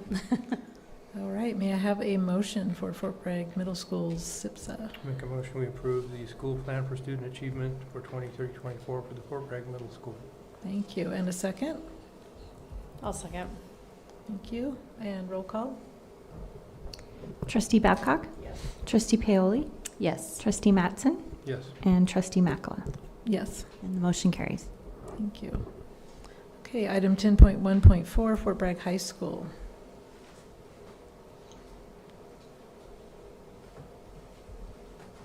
Thank you again. So I'm just going to highlight some of the changes because it's really similar to our plan from the year prior. We added another dual enrollment classes. I think we took an AP this year and it just happened literally probably 2 weeks ago. So we're changing AP US History. Mr. Bell came to us and said, I'm already teaching it in the summer. What if I just do a dual enrollment? Which made sense. I've seen my son go through it that, you take the AP test and you got to pay for all those tests. And then it depends on what college you go to, whether they accept them or not. And so if you have dual enrollment, you're going to get the credit for it, whether it's elective or whatever, but you'll get credit for it. So that's been a good change. So we're adding a few more. We added English, another English one. So 11th grade, they'll instead of AP, English, Lit, and they'll have English 200 and 201 at the high school. So that's good. Great. Lily's been like I said, she's been a great addition in the Career Center. I can't wait for next year when she has a full year to get at it. It's been great to watch the teams in there. They're Avid, the trio, and Upper Bound just working together. It's a great environment. We did. I don't know if they hopefully he signed the contract, but we're adding another position at in ag. So we're having some welding, which has been great. I mean, seeing the kids light up. The stuff they're making out there, it's been amazing. So It's amazing. It's going to be a great addition. Yeah, those tables and all the, Yeah. oh my gosh. So we're trying to schedule so the kids that already had Ag Mech 2 that we can see if we can get them all together. We do an Ag fabrication, so that's kind of the goal next year, if we can get them. So I think they're very excited. We're depending on Mr. Woletsko. We might have a philosophy in the morning this coming year. He's just found out he has a interview with Mendocino College since he has his master, and so it's perfect because he's moving over to the high school in the morning time next year, so I think it's going to fit. So we're hopefully he can get that so we can have a dual enrollment, the philosophy class. And if not, we'll have a backup, we'll have our art class. But that's our hope. And then of course Katrina has been doing great things with culture this year. We have a great group in there, and they're adding stuff for next year. They're already ready. So this year at the end, we're having a big field day when the seniors go for their trip. We're going to field day. That's an addition this year. So we're excited. So we got a lot more things for next year. And then we have Link Caruso, which is great. We get to train our new folks for next year, and there's been excitement there. So any questions for us or for me? Questions? I was wondering about I saw the restorative practices. How are you guys implementing that? So, instead of suspension, it's tough because sometimes you can't force them to do it. So sometimes we said you either have this many days suspension or it can be decreased if you do that. So hopefully we try to get some incentives there. We've also are working on a panel, and we're not sure the name of it. It might be the diversity panel. But like if someone gets in trouble for a hate speech or says something like that, they have to go in front of this group. They have to do some homework and then present to a group. And we've found that they take it more thoughtful. They prepare a lot more. And in fact, they were in a class and one of the teachers came back and told us that they were asking their friends, how's this sound? And they come with their phones with notes so that they make sure, and they take it more serious than if we just say, okay, you shouldn't have done this, come back in 3 days or whatever. So I think it's been helpful, and I think it even shows our teachers that they've came back and apologized when you can't really force a student to apologize, but they're doing it because they felt it's the right thing to do. So we're hoping those things work a lot more. Yeah, great. Well, it sounds pretty successful because a forced apology is very felt, and Right. that they pause and realize, well, I was being immature and didn't realize that affected others. So it seems more meaningful to have, next time they'll think before they say something. The only question I had was, it used to be like senior life or some sort of course way back in the day. Is that being infused with the freshman group, like having a presenter from the bank? Or because it's funny when you talk to high school kids and they're like, my money's not in the bank. Like I thought, like I'd go in and I could pull all my money out. Like it's not there. Like where's no, they're loaning out your money. Your money's not even there. And they have no concept of the structure of banking and investment, and maybe you need a checkbook. Why would I need a checkbook? Well, when you end up renting, you might want to have, like, there's certain things you want to write a check with. Well, we're working on it. The freshmen they do, and the freshman seminar they do, they touch on that. Touch on that. And then Could be an elective. Yeah.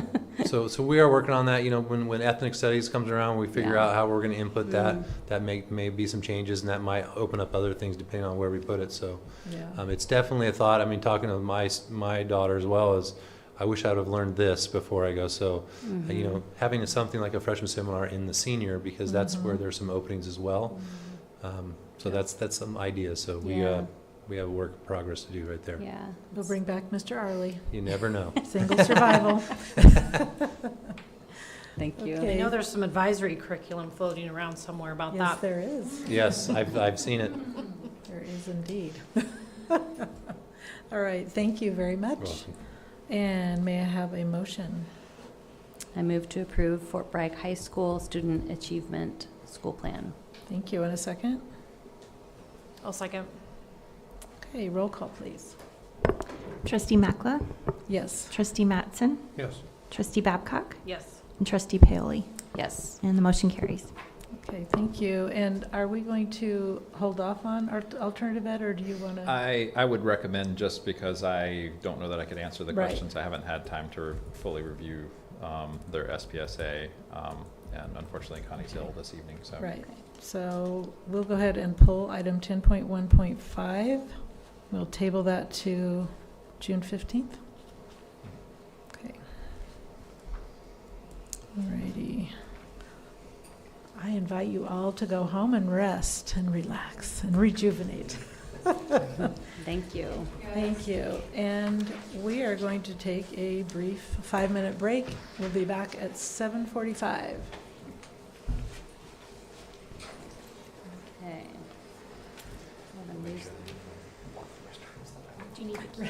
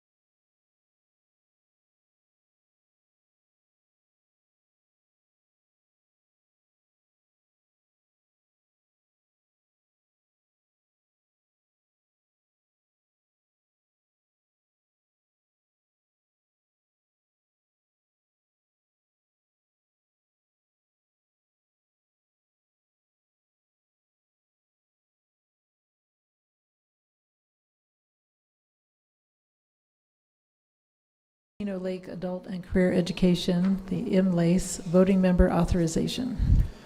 Okay, so it was brought to my attention at the last meeting I attended with them a couple weeks ago that I had not yet been made a voting member and that they had a temporary member who was still, I was like, oh, well, we could fix that. So this is just authorizing me to be a voting member as a part of MLACE. So they'll appreciate me having that and it not being on one of their staff members. Yes, indeed. It's been a proxy vote for us. So.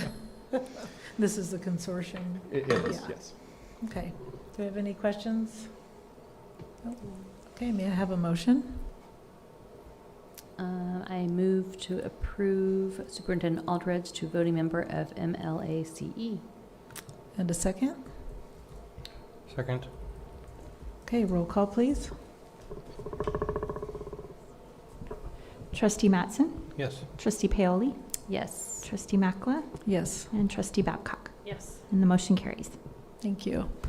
Okay, item 10.3, California Interscholastic Federation 2023-24 designation of CIF representatives to league.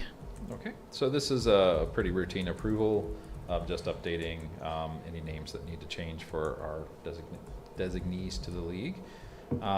So recommend approval. Okay, questions? Okay, may I have a motion? I'll move to approve the California Interscholastic Federation 23-24 designation of CIF representatives to the league. Thank you. And a second? I'll second. Okay, and roll call, please. Trustee Paoli? Yes. Trustee Makla? Yes. Trustee Babcock? Yes. Trustee Mattson? Yes. The motion carries. Thank you. Okay, item 10.4, FPUSD Board Bylaw 9123, the clerk. I believe we made that change. Yes, so this is just to update to note that the vice president serves as the clerk of the board. Perfect. And we talked about this, so I'm guessing we have no questions. Okay, Mm-mm. I may have a motion. I move to approve the revised board bylaw 9123. Thank you. And a second? I'll second. Thank you. And roll call, please. Trustee Makla? Yes. Trustee Babcock? Yes. Trustee Mattson? Yes. Trustee Paoli? Yes. And the motion carries. Thank you. Item 10.5, Nicole Anderson and Associates LLC Professional Development Agreement. And so at our last board meeting, we got to see the scope of the contract. And so this agreement just puts into place some of those concerns that we had talked about, that there's some severability and all that kind of thing. So I would recommend approval to support our equity work for the coming years here. I'm kind of excited about getting moving on this. Yes, indeed. Okay, any questions? I have one. Did you get any, because it was on the agenda, did you get any feedback from staff or anything from? I haven't heard anything. I mean, I've sent it out to the administrators. They were all thought it was excellent. In fact, when another opportunity came along, they're like, yeah, no, this sounds really good. Let's stick with that. So, and I also forgot to mention, I'm sorry, that sort of fell into by answering a couple of questions, and then somebody reached out to me and says, oh, you're doing equity work. We have some funding for that through Sonoma County. So that's another $37,000 that'll come in. That'll just go right over to this invoice. So it cuts our Brings general us fund. almost, yeah. Yep. So. Wow, that's great. Do you have any other questions? I just have a comment to thank you for putting in the availability of us terminating, within 30 days if it's just not working out. So they just submit the balance and we move on, but hopefully we don't have to use that. No. Okay, may I have a motion? I move to approve the Nicole Anderson and Associates proposed agreement for services. Thank you. And a second? Second. Thank you. And roll call, please. Trustee Mattson? Yes. Trustee Babcock? Yes. Trustee Makla? Yes. Trustee Paoli? Yes. And the motion carries. Thank you.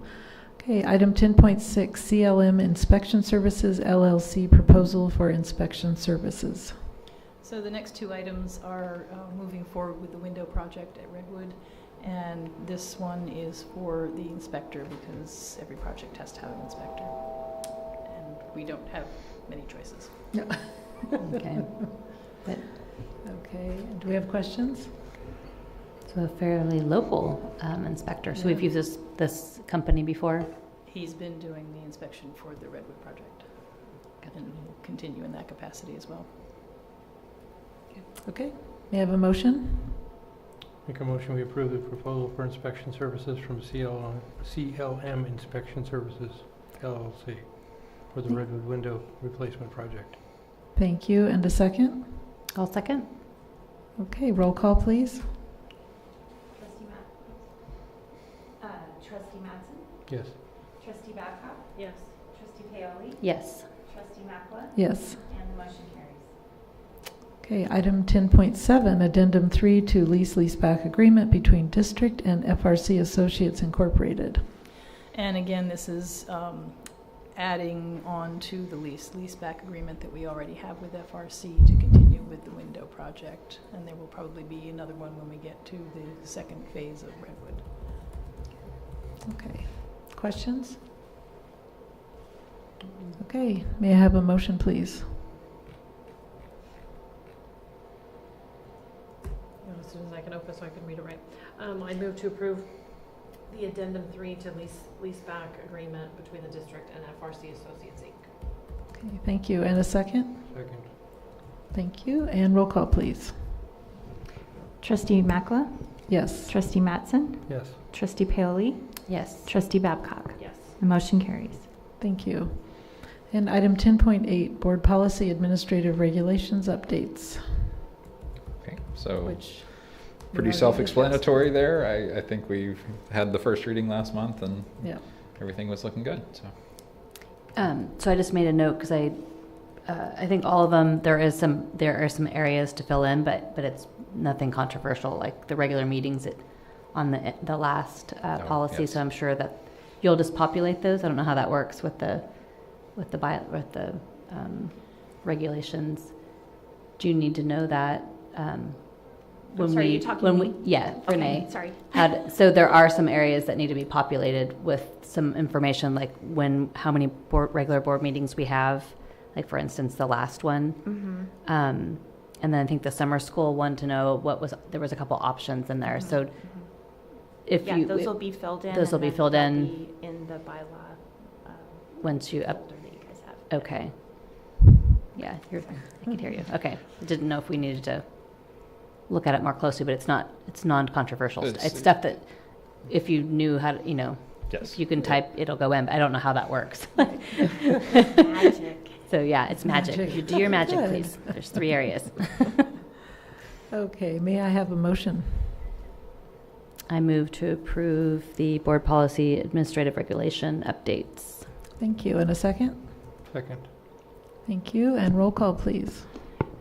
Trustee Paoli? Yes. Trustee Mattson? Yes. Trustee Babcock? Yes. And Trustee Makla? Yes. And the motion carries. Thank you. And President Makwa, I know it's kind of late. Oh, sorry. Oh, sorry. I was going, thank you for the reminder to ask if there's any public comment. There's not. I think we're coming up to it pretty quick. Did you have This is- something? No, that was No, it. that was I was it. just Okay. making sure someone didn't have any comments on this stuff. I know they're coming, though. Okay. On to information and discussion, item 11.1, Local Control Accountability Plan, LCAP update. Okay, so I hope you had a chance to look things over. It's not a hugely different plan, as this is year 3 of a 3-year plan, and I didn't think putting everything on its ear on the 3rd year really makes a lot of sense and from that perspective. There will be some other minor things that probably get added as a result of just as we continue with differentiated assistance and making sure that we've checked off all of the boxes. It's not that we even need to add things into program in the district. It's more just making sure they make their way into the document for some of the things that we've talked about. I've did actually take some notes from the DLAC presentation tonight, so that'll be some input that will come forward, and also making sure we have something specific enough around the attendance actions that they're taking at the elementary schools as well. So we haven't really updated a lot of the budget. We've the current year stuff is accurate, but we don't have any projections for next year, so everything there is the same numbers should be from last year from a budget standpoint. Until we have it updated, we said there was no reason to update it, to just turn around and update it again once we have the May revise information. So we'll also continue to fine tune the narrative. I know that there's probably still some typos and grammatical mistakes and things. We'll continue to go through that. Again, it's the first draft, so it's more about getting the ideas there, and then we'll get it looking pretty Massage before. it later. Yes. And the areas that we do have to address and really highlight within the LCAP for the differentiated assistance process is around our students with disabilities and our English learners. So those are our two big areas on the California School Dashboard and throughout. So you may see some highlights for them come a little more to the top as far as in the plan. But other than that, there shouldn't be any major changes between now and June 15th. So. Great. Any questions? But you did use some of the information you received from the LCAP surveys. It looks like that area, like on page 11. Yes, that expanded a little bit with trying to incorporate more of that feedback that we got from the meetings and whatnot to get some new metrics in there. There's a couple of new metrics here and there. If it made sense in our survey to tie that in somewhere, that was added as well. Because it looks like, a lot of these things are a possibility, but the one that I really was interested, if there's any research on it, people wanting to have fresh breakfast, not so much packaged foods, and is that something that's looking like it would be changing and at the federal level? Because it's really what we purchase the best of what we can that's Sure. in that. And Pilar realm. is actually meeting with it's actually the kindergarten team at Redwood has brought it to the forefront. So she's meeting with them to try to figure out what can be done, meeting with Lundy to see. A thought was they have enough instructional minutes that we could shift and maybe have breakfast after the bell. So they actually just come to the cafeteria and then we could offer an actual Different. hot meal instead of trying to put it in the coolers that go out to the classrooms. We get limited in what we can send because it has to be packageable. Right. Yeah. So For the breakfast and Yes. the classroom, because that program we're still doing, absolutely. The still breakfast in the doing. classroom is running right now, but I'm not sure anybody's super happy with it.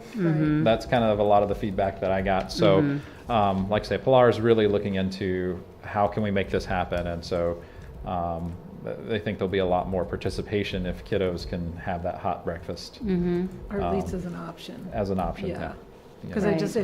if you went to all hot breakfast, you're going to have a huge amount of waste.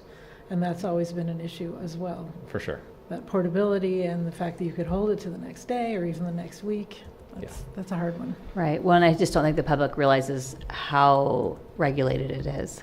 It's not just a matter of Absolutely. having, and it's, depending on what time of day, and if it's too far from this, it's crazy how regulated it is. So we're trying. Yes. And the sugar guidelines for breakfast foods are really, really hard to meet.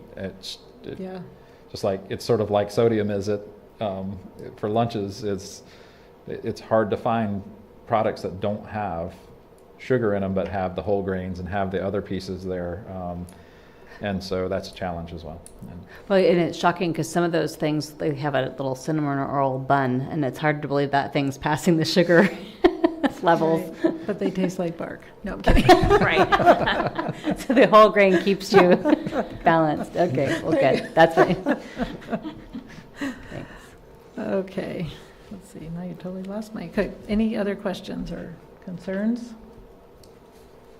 No, I had one question, and that was what the status is of a social worker coming on board. So I've got to reach out again. I have asked, and I haven't heard a clear answer. I know it's a goal that they have, but I think it's a recruiting issue was the last time that I had spoken with them about that. So I need to touch base again, and I'll have an answer for you for next month. So. Okay, we'll go through Mendocino Coast Clinics to do that, yeah. Okay, thank you. Okay, moving on to item 11.2, student transportation plan for 2023-24.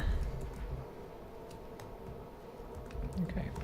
So there's not much that has changed in our transportation plan as we haven't suddenly had a huge hiring of drivers and having more availability at this point. So it'll function much the same way as it has this year for students. So we'll still have the in-town for our TK students, and then the 2 drop-offs at the edges of town for the other students, and then anybody out of town. So. Okay. Any questions? And are there buses? Are the electric buses on the move? Since we were told, I don't know how many years ago we were getting one, and then. Right. Yeah, that's the letter.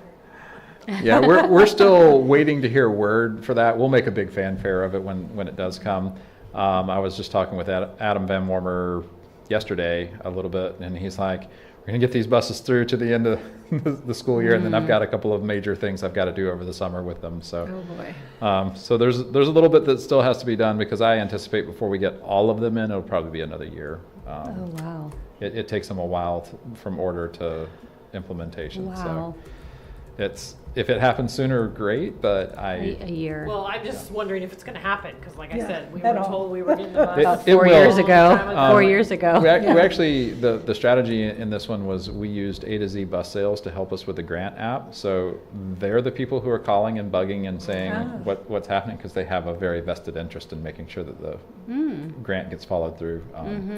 So I've been successful with that in the past, so I know because again, they want to sell you the bus. Right. So are we in the interim installing the charging stations? I need to check in with Barry. We haven't really gotten any quotes on that, because we were looking for timelines, and they're going to go in some of the same spaces that we're storing buses right now. So I don't necessarily want to expose them to the potential to be hit or anything like that if they're not in the right place. So the elementary schools have doubled up on like the afternoon. Is that due to bus drivers or buses? That's usually due to bus drivers. We have plenty of buses available. It's just there are times where maybe a bus is out of town for a field trip or something like that. Happens more frequently this time. To the driver. Yeah. Okay, gotcha. So. And this is just information. Okay. Any other questions, concerns? And Renee, do we have any public comment? We do not have any new public comment. Okay, thank you. So we'll go to 11.3 of FPUSD Board Bylaw Review. Bylaw 9150, student board members, and 9150E, student board members for the exhibit.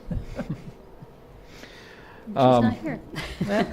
And so on a note, I have reached out. I asked all of our high school folks. I sent an email to Connie, Bruce, and Aaron just to say, do you know of anybody I can even come talk to and try to sell this to at this point? Because I just don't know that folks know what is entailed in this or whatnot. So we're going to keep recruiting, try to get a student board member in that meets all the guidelines that are outlined here. So Well, and it says it needs to be an election.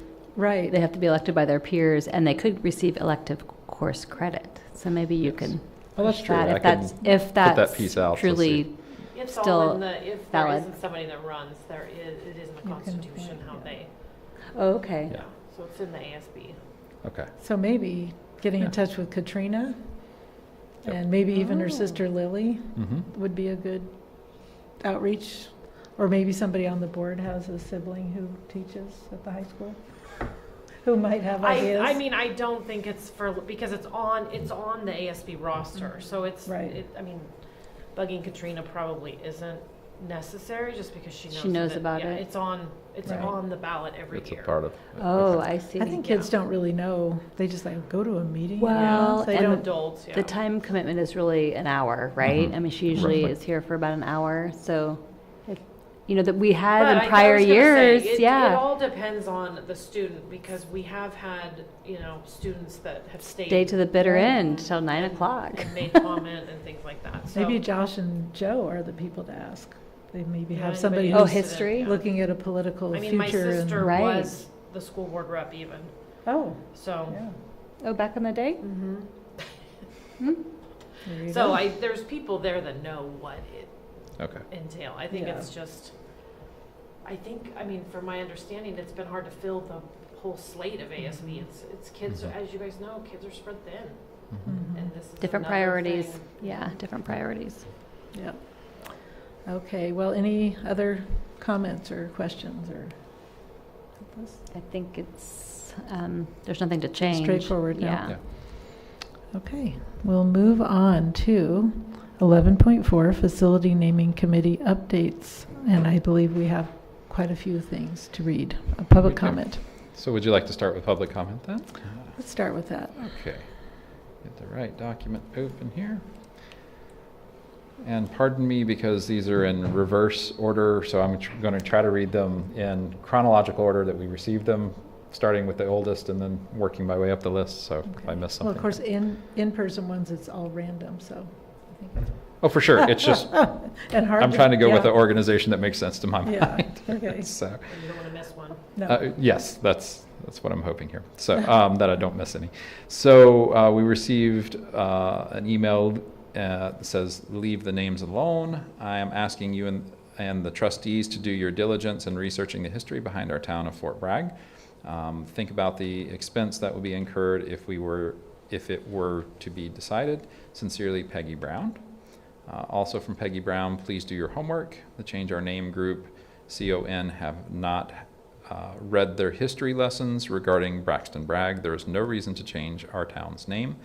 He was on our side during the war. Please don't let these people change our school's names. Sincerely, Peggy Brown. All of these were received by email as well. I'm sorry. Greetings. Curiosity led me to do some research on the history of No-Yo schools in Fort Bragg. A brief summary and photographs are attached. I don't have those available, but I hope it adds information you could obtain from your files. Adds to the information you could obtain from your files. Please share with the Board of Trustees as you feel appropriate. I'm looking forward to the No-Yo school presentation at the May 11th, 2023 board meeting. Darlene Neal.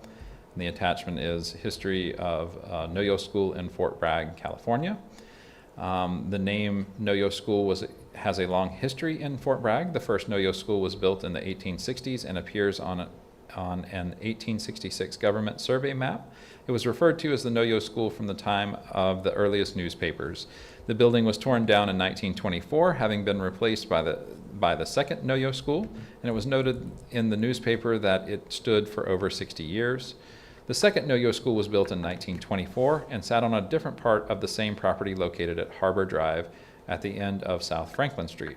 The Union Lumber Company formerly deeded 2.22 acres to the No-Yo School District, and Alexander McPherson donated the lumber to build the school.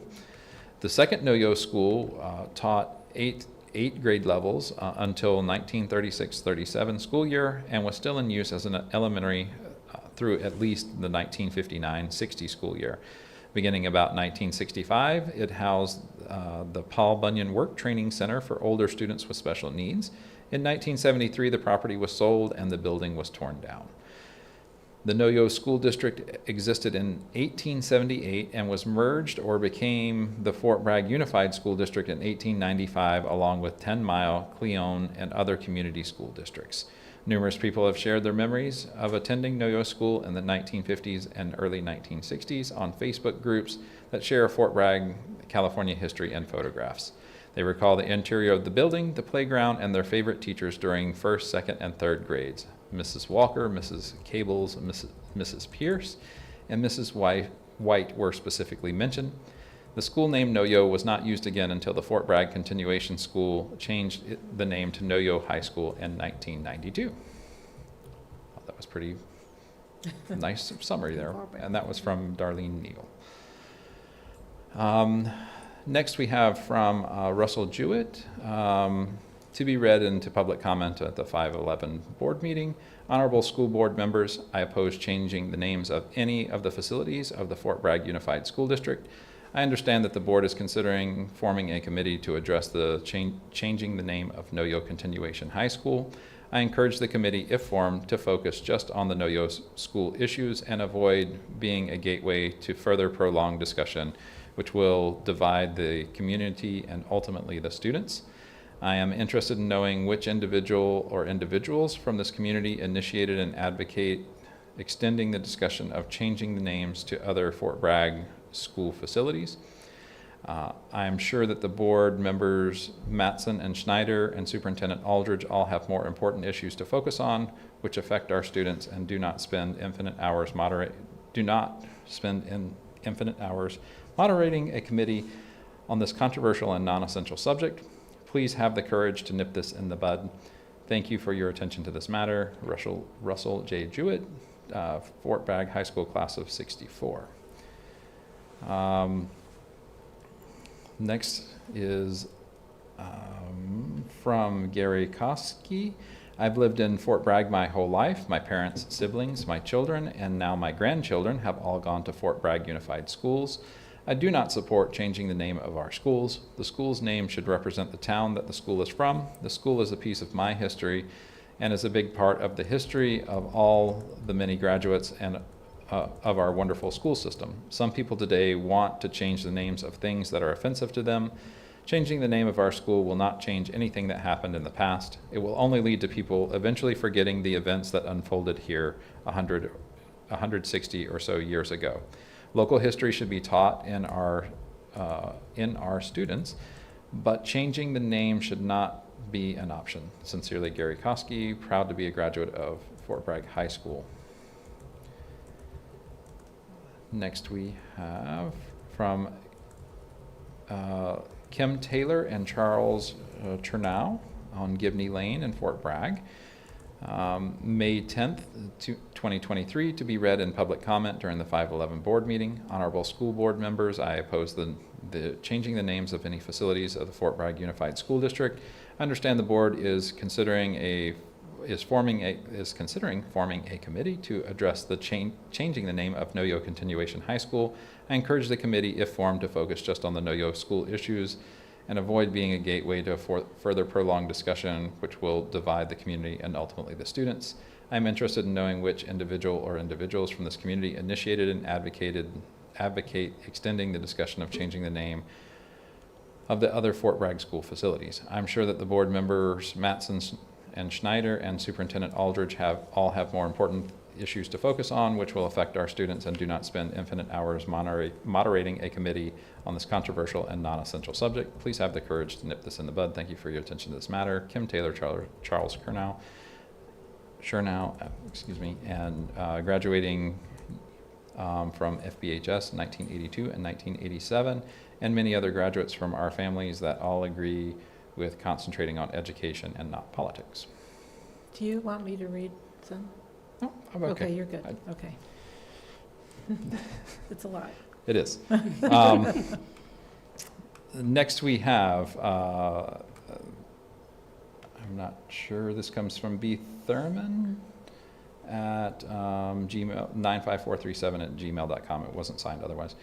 I am asking that the name of our town does not get changed. I moved here in 1973, knowing the name of this little town, which is now my home, is Fort Bragg. People shouldn't be allowed to erase history. Please leave the name of our town alone. It's Fort Bragg, and I'd be very upset if those people were to change the name. Everyone living here knew the name of our town when they moved here. If they don't like it, they should move. Thank you. Next we have honorable school board members. I oppose changing the names of the facilities at Fort Bragg Unified School District. I understand that the board is considering, this is the same form letter that I've read. Yes, it is. I was going to say there's a number of them. So I won't repeat that, but it is signed by Paul House, Sally House, Paul House 1966, Sally House 1969, Tyler House 1999, and Megan House 2005. Next we have FBUSD May 11th, 2023 board meeting. I am writing this letter to let you know once again that I and my family members are registered voters and are against the name change in Fort Bragg, California. And that's from Don Ferreira, sorry. Timothy Powell, Walker Ferreira, and Garth Ogle.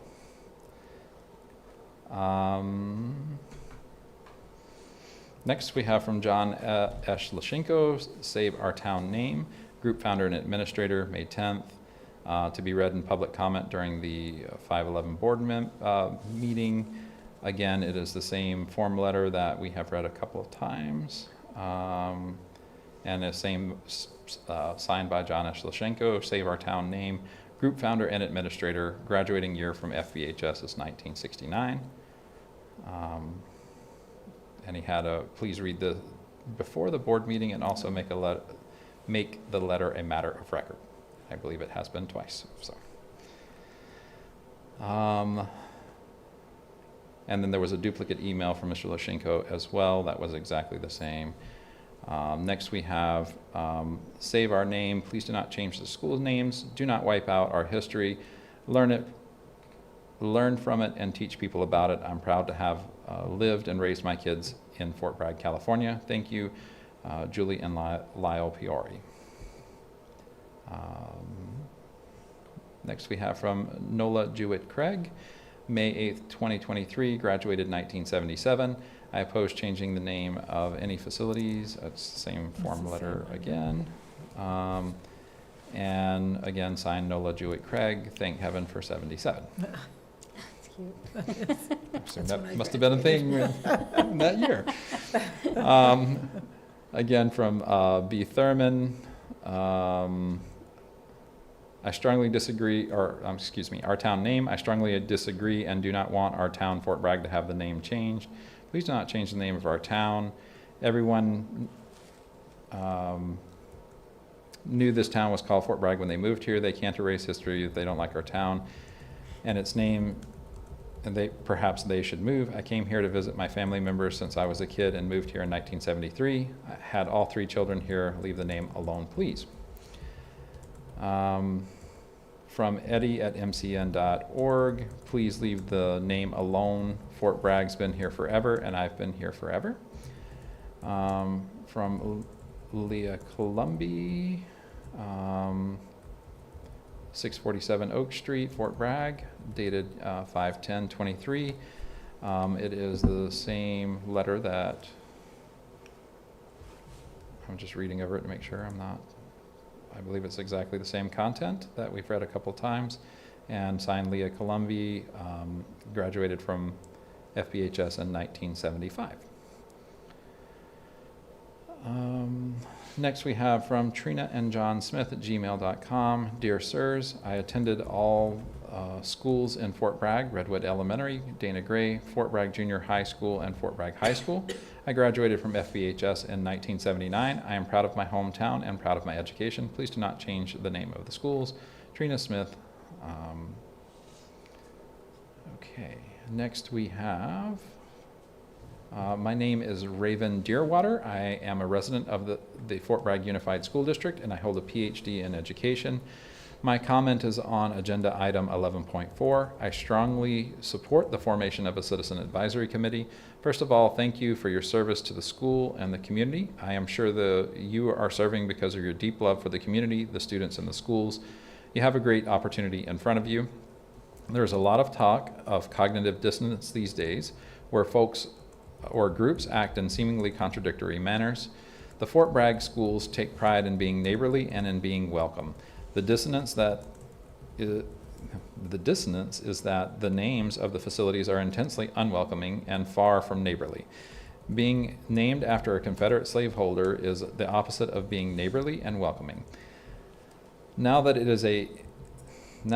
is conscious on who Braxton Bragg is, we are already seeing the effects, slow and subtle as they are. Outsiders look at people who continue to support the Confederacy as out of touch. The U.S. government is purging itself of all facilities named for Confederates. There are only 2 schools left in the entire state of California named after Confederates, and both of them are under your jurisdiction. Soon the superintendent may be looked at by his colleagues with a skewed eye. How could you work at such a place? This is already occurring with some teachers and will eventually spread to the students. The hard-earned reputation of being neighborly and welcoming will be slowly and then eventually quickly eroded. I hope you understand the fullness of this moment and begin the process of renaming these facilities by forming a citizen advisory committee. Raven Deerwater, EA, PhD, tax practitioner with a P.O. box in Mendocino. couple more here. From Jupiter@mcn.org, Fort Bragg Schools Name Change Advisory Group. Greetings. Thanks for all your hard work and dedication, making our schools safe and our students thoughtful thinking individuals. I support us having a name change advisory group. Changing the names of Fort Bragg High School and Fort Bragg Middle School would be a positive and uplifting to our entire community. A new name would be something our students would be proud of. As you know, the name changes have been made throughout our country to rectify the names in places that celebrate racism and all the harm it does. And now it's time for us here in Fort Bragg to follow suit. General Braxton Bragg, whose father owned and enslaved people and who would later own enslaved people himself, had such a notoriously bad temper that Union General Ulysses S. Grant, in his memoirs, recalled a story of one of Bragg's superiors admonishing him, "My God, Mr. Bragg, you have quarreled with every officer in the Army, and now you're quarreling with yourself." What's more, he lost big in the 1863 Battle of Chattanooga, leading him to resign from the Confederate Army. Yet the largest military installation in the world by population, North Carolina's Fort Bragg, founded in 1918, and our town here on the Mendocino coast bears his name. Sincerely, Linda Jupiter, she, her, uninvited dweller on northern Pomo land. And finally, from Sue Bartel at att.net, changing the name of any Fort Bragg schools. I am opposed to changing the names of any Fort Bragg, California schools. My family has been here for 5 generations, and we want to keep the name Fort Bragg. Thank you. Drink a little water. Yeah. Yes. No, keep going. It's a lot. Did So, anything come in? have we had any more Is come this- in? Those were read out of the. No, there's no additional public comment at this time. Okay. And we had a number of these people at our board chat today. Oh, really? And last month as well. So did you want to add any more to that? I know we need to discuss what we're going to do.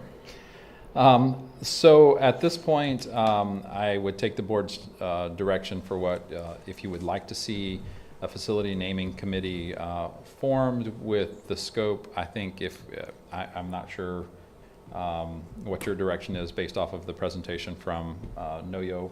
I know that was sort of where the discussion had ended, is that would be the scope of the committee if one were to be named when we met last month. So I just would await your direction on that. Can you? Go ahead. No. Sure. I was disappointed in the presentation as it wasn't specific enough. It wasn't far enough along in the process. We don't know if we want to change the whole site or with the individual schools. I would think they would know that before they came to us. I think they want to, oh, God, my turn. I think they want to hear from the community to see where people are at. He did say at the beginning that they were looking at just changing the name Noyo because they feel there's a negative connotation to that name maybe in the community or at least outside of the community, like nobody would want to go to that school, it has a bad reputation. So that was the school that I heard them say they wanted to change, but that they would look at also maybe going a different direction, maybe renaming all of them, whatever, but they want to hear from the community, is what I heard. It was a little more, I agree with Jerry, it was a little more general than I expected Mm-hmm. based on the information that we had before about they had a name picked out and why they wanted to do it. So I have to say that I thought there would be much more. I hear what they're saying, but what to me was not a direct correlation to what had been passed to us through the grapevine. Yeah. But I would be interested in hearing who took time out of their day to come to the board chat. I didn't realize that people had been here last month or this. So could we hear a little bit about? Yep, we had Mr. Lashenko and Jay Rosenquist have come to at least 2, maybe 3. Actually wrote names down, I'm okay. sorry. So. Well, I mean, I don't know if we need to do names, but I just want to what the feedback is on that. It was the same as the letters, exactly. I'm interested in hearing who is going out of their way and which side, kind of which side of the fence they're on? Because to me, when you take the extra effort Right. to come spend a half an hour. What people said across the board that spoke out were that they would hope that we would not look at changing the name of Fort Bragg High School, Fort Bragg Middle School, or Fort Bragg Unified, and that if we do if we do form a naming committee, it would simply totally only be for Noyo.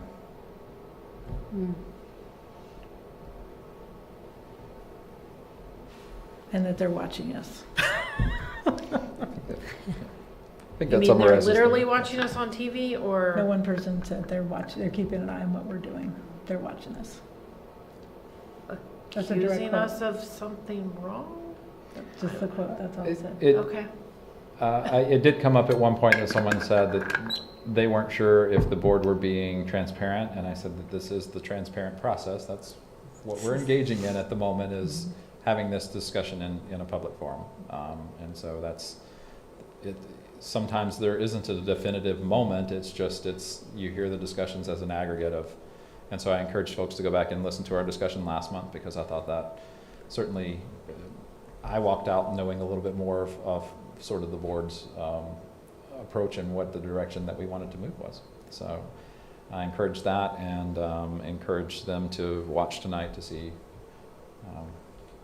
what our Alted presented. So. Well, I'm honestly not, because of that, I'm not feeling much more secure than I did last month. I personally think that what they're doing at Alt Ed is changing the perception of what's happening at Alt Ed.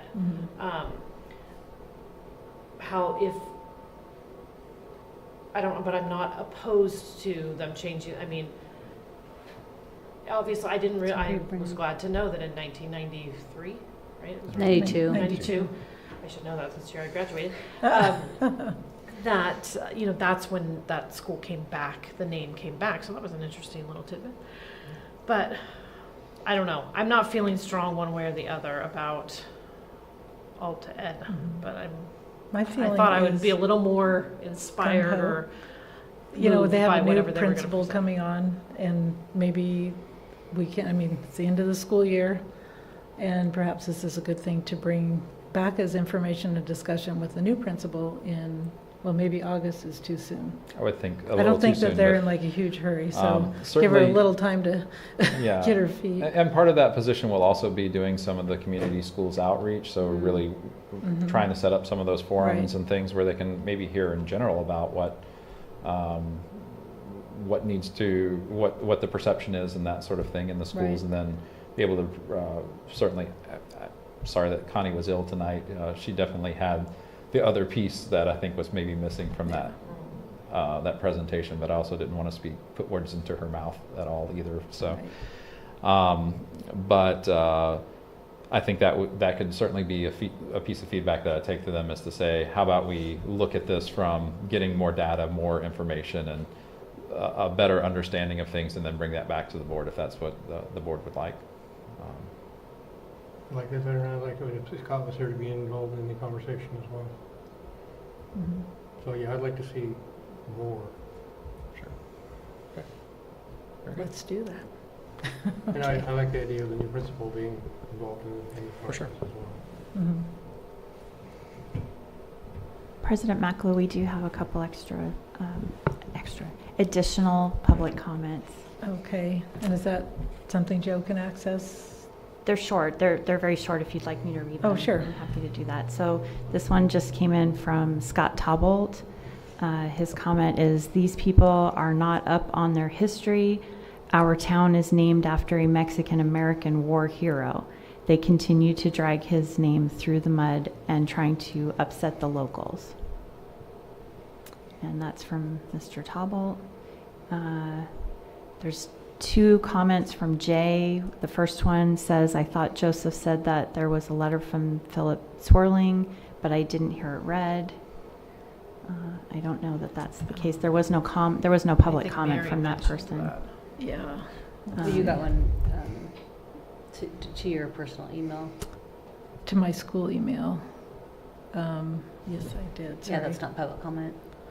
It didn't come to public comment. He just sent me an email. So that was under correspondence. Okay. Mhm. And then there's a second comment from Jay saying, yes, we are watching Friends Home. That was the comment. Okay. Good. That's great. Well, the only feedback that I got from some community members is that if a committee is formed, they want it to be one by one. Like, if this committee is formed for the renaming of Know Your School, that it's just that. And then if there's another name change that the board, the direction goes, they want it to have more applications, because it sounded like this person wasn't interested in the Know You committee, but they were interested in the other committee. Mm-hmm. So I'm just letting you know that was the only feedback I had gotten, that they wanted it very clearly defined what the committee's charging orders, and I had told them, well, we're not even, you know as much as I do at this point.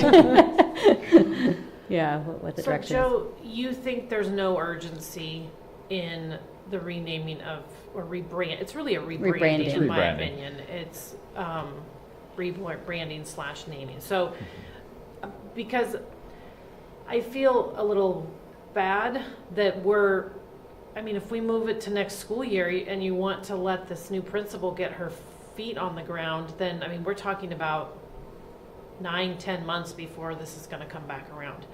And I feel a little bad about that we're not either making if that's something we're going to look at with this particular school. Do we want to start, because nothing works fast in education. Mm-hmm. And you have to deal with the Brown Act, and everything has to be, which I guess these don't have to, because we're not going to be there, so it could happen faster than the proper, agendizing and posting and things like that. But So I kind of, what I spoke with the staff about was I could see it forming as like a superintendent's committee, so we're not as regulated by Brown Act, and we can kind of get community input and have a better report to bring forward to you as the board. Mm-hmm. And kind of hopefully have that happen, towards the end of this calendar year. So like, November, December area, somewhere in there, so that then we can make an informed decision at that point. Perhaps it's also that we start to get into the work and realize that there's a way to rebrand, that we're talking about the umbrella, mm-hmm. and that we just, that's a little bit easier to change, because it's not an official school name or anything like that. It's just talking to the collective of those three schools. Yeah, it doesn't have a CD number and right. all that. Yeah. So that could be something that might be another thing that we could consider and could talk about. And I could see the students also be more involved in some of that rebranding process, like school logos and things like that. That would be beneficial within the program as well. So that wouldn't require the process of the committee, with just if you change the umbrella of the name? It would not require It'd just be that. more about, let's get some merch, and this is our new... Right, this is who we are, this is our new image out there, so. So that's certainly an opportunity, unless we get to a point in that process that we just say, gosh, there's no way we can move forward without bringing this back to the board to request a name change. At least we're well aware of what that process was and at this point. So. Well, and having been a principal, I know superintendent, but for Kristen, how would that, I don't want anybody to come in and be like, oh my God. Yeah, I don't know how overwhelming that would be for her, but I think the staff have a really good understanding of where, kind of where we are with things. So I think I can support her in working with them to kind of bring that community piece in a little more and take some time, but I would think by the end of the calendar year is a realistic timeline for her to kind of get her, kind of her feet under her a little bit, and then start some of those conversations, because she's shared that she's very excited about that aspect of the work, is really getting to know the community and really, I said, so this is certainly a way to start those conversations and have some community forums. So. Okay, so how do you, I feel like I'm getting two different messages. I'm not sure which way you want you. I'm only one person. Oh, I know, but I just want to make sure everybody's heard, like, do we want I'm to? just saying that I support waiting, but I also feel like we're not making any kind of action based on the public's comments. I mean, Right. I don't know what to do with all these emails. Like, I would like something to happen so that either we stop it or we don't, but I know we're not in a place, so I just need to be okay with that and know that this is not done. I'm just voicing my opinion. Absolutely. Yeah. And that's what we tried to And it is also frustrating. communicate out with the folks at board chat this afternoon, is like, there's sometimes it's not just a definitive, it comes down as Cut and this. dried. Just unfortunately doesn't always work that way. Right. Well, pointed out that, we represent the whole community, but we're not hearing from the whole community. We're hearing from a number of people, but how do you go about doing that? So Well, it has been brought up that this is a ballot issue, not a I would fully agree with that. not a school board issue. But that's, I guess, Well, and would then- be a committee's yeah. discussion. Right. Well, and keeping a close eye on Berkeley, because Berkeley was named for a infamous slaveholder, In the and it just UK. came out. Great Britain, George, wasn't it? Yep, indeed. And the university has no intention of changing their name at this point. They said that they have rebranded. So, Mm-hmm. it's interesting. Mm-hmm. Right. We'll see what the city of Berkeley does. I don't know. So then, in the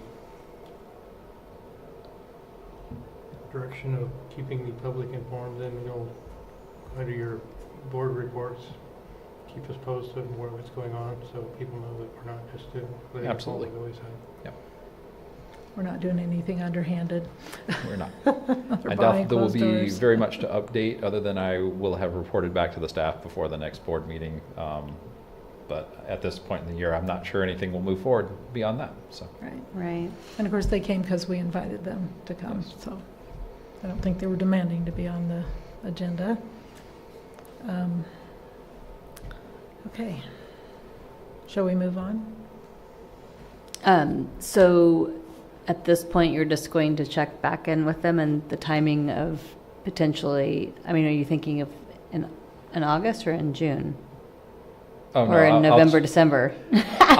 Sorry. I will check in with them as the new principal's coming on board, and then hopefully have something to recommend back to you with some more data in that November, December timeline. Okay, so we really will be months out, because, For sure, yeah, yes. okay. Just trying to establish a realistic timeline around Yeah. what And those at this time, expectations we're are. only looking at the Alt-Ed side. Yes. All you folks out there in YouTube land are clear what we're Speak doing up, here. Jerry. Yeah, speak up. Yes. Yes, we are not looking at changing anything but perhaps Noyo, or perhaps giving them an umbrella name. So, okay. Without further ado, are there any more? No, there is No. no additional public comment. Okay. Move on to item 11.5, recommended update board policy 0415, equity. We've kept this on every month just to keep things moving. We approved our MOU with Nicole Anderson LLC, is it? Yeah. She's going to start providing our professional development and helping us move on down the road that way. So Yeah, does so any... just to Yeah. clarify, I know that Joe wanted to wait till this was in place, so we're really on hold till after the ADCO gets going on this, and then the board will get pulled in, or? So I believe the next big step that we'll have is a joint meeting between the board and Right, that's ADCO what I with the thought. training with Nicole Anderson. So that'll sort of be the kickoff of that work, and we'll be able to have a discussion at that point. She knows about where we are in the process with the board policy, and she said she's happy to help support that as we're moving forward. And you don't have a date for that meeting yet? I don't. Yeah. As soon as I send this to her, we'll start talking dates. So Yeah. I'll start sending that out Okay. to you as soon as I get that back from her. Do you think it'll be this calendar year? Oh, definitely, not during this school year, but during the summer sometime. I would Okay. think that we would have a combined ADCO board retreat of some Great. sort, so. Okay, and then Okay, at so that point. nothing from us before that. I don't believe so. Okay. So then, that's kind of not the policy question, but will all the other work be happening during the school year, like all of those, and how will they, because this, looking at all of that they do, how are they going to fit this in? Because there's no more hours in the day. We're going to be busy. From a teacher standpoint, which is probably the most restrictive time, the Minimal. activities will be voluntary next year. And so that will shift that a little bit. We do have some money to pay them out of the grant and whatnot with that. But and then the hope that with what we were talking about with some changes with the IEP process, that our administrators will have some more afternoons that we can dedicate to some of this work that will be coming. So there's a strategy there that we hope everything's going to fall into place and work out so that we can support that work. We'll also be dedicating one ADCO a month probably to equity work as well. Okay. So. And will that be part of any of your pre-service days, trainings before school starts? It may be, but we're really packed right now. We're Oh, trying yeah. to figure out how to make everything that we've got to get done work within the days that we have. So, Gotcha. so it may have to go more into the ER days and that sort of thing. Yeah. So. Okay. Anything else? Okay, we'll move on to 11.6, alt-ed graduation requirements. Are you going to be able to present that? Yes, or- yeah, okay. Absolutely.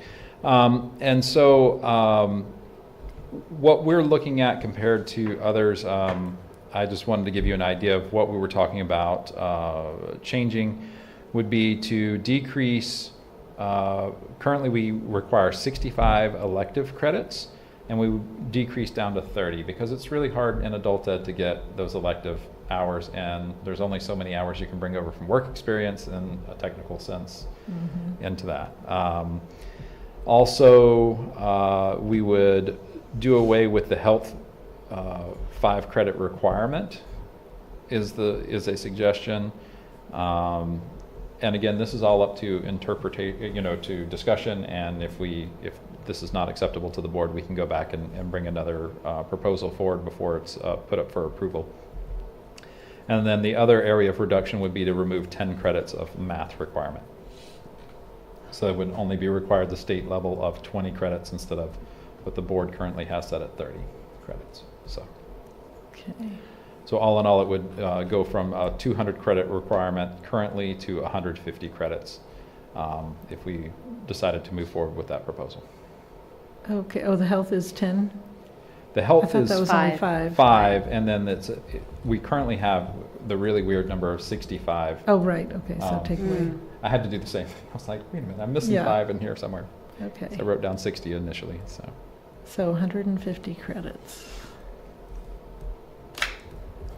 I kind of hate to see health go away, especially because some of our 17 and 18-year-olds finish up at adult ed, but I guess they got health in the 9th grade. I hope they remember.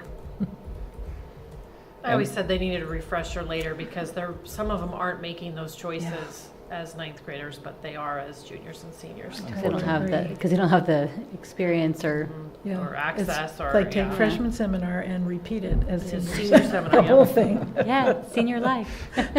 Yeah, just like you said. So my question last month, or maybe even the month before, it's kind of a blur, but was compared to other schools. I really, and maybe this is my my lens in the world, is that so many people don't know budgeting, don't know how to balance a checkbook, don't know how to realize where their money is or where there's not. So I generally have a concern about the math.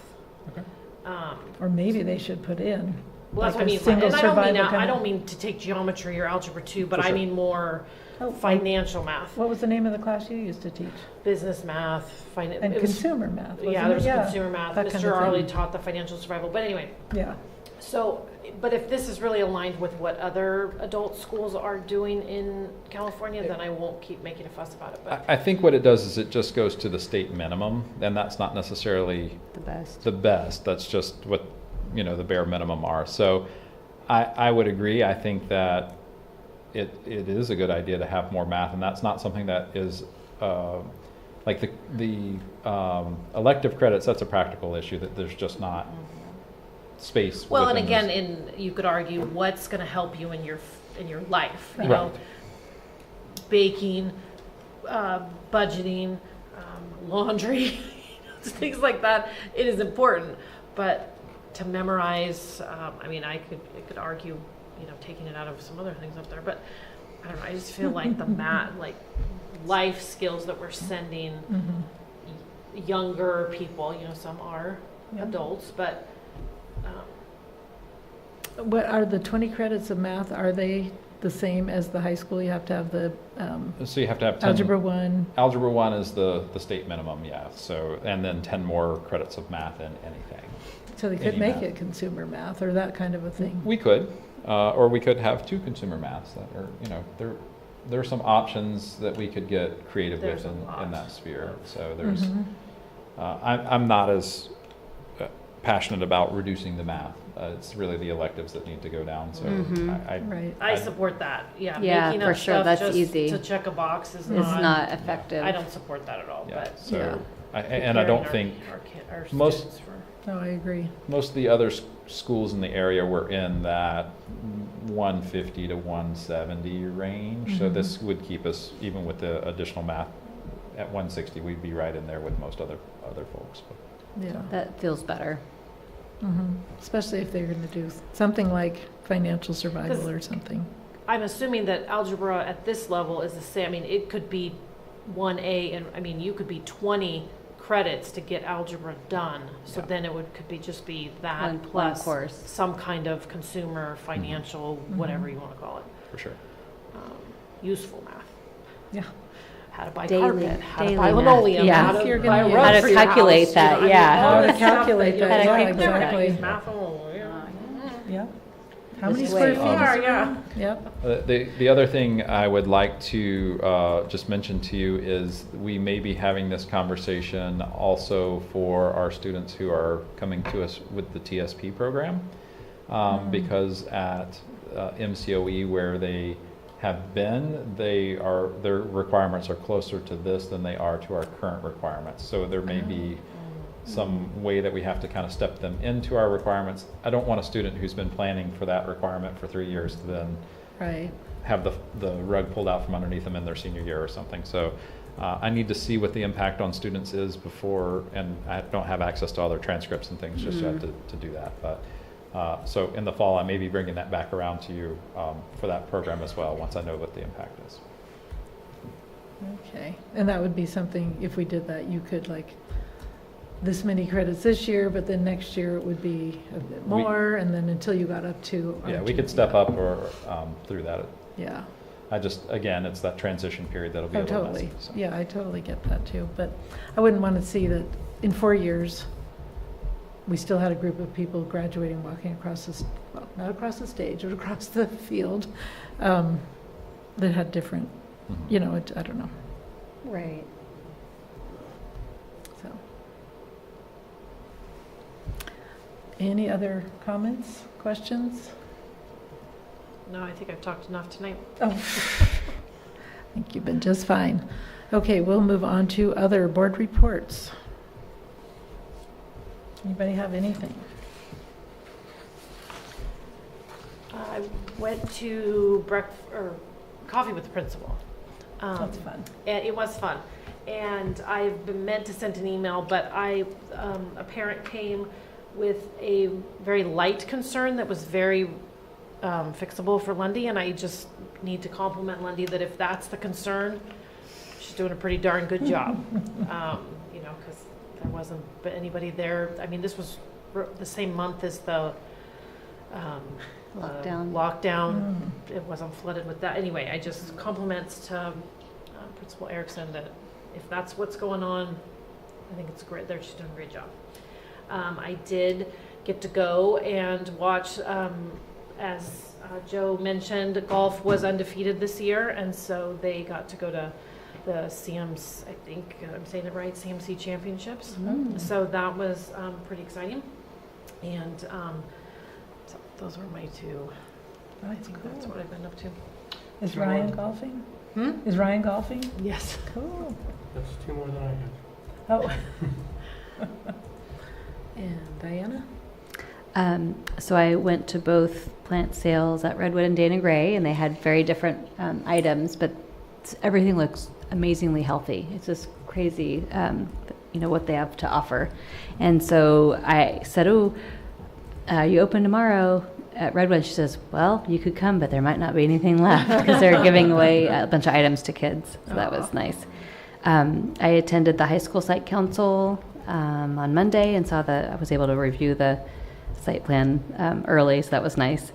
I helped with prom cleanup, which I'm not very creative, so I'd rather just give me that kind of a job. But that was quite tedious. But I'm sure it wasn't horrible, but it sounded like it was a good event.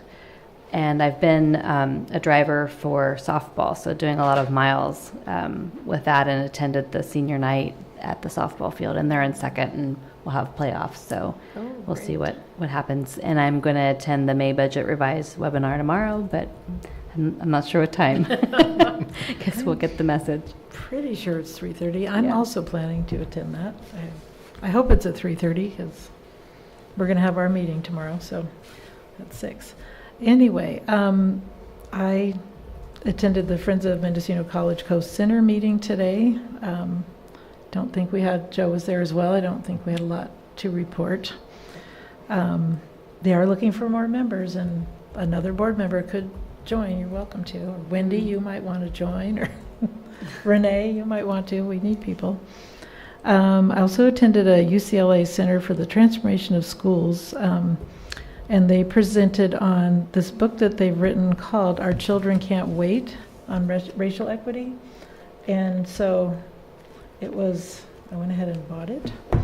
I'll let you know if it's a good read. It was pretty amazing. The people that came from so many really well-regarded schools and that wrote the book. So I think it'll be a good one.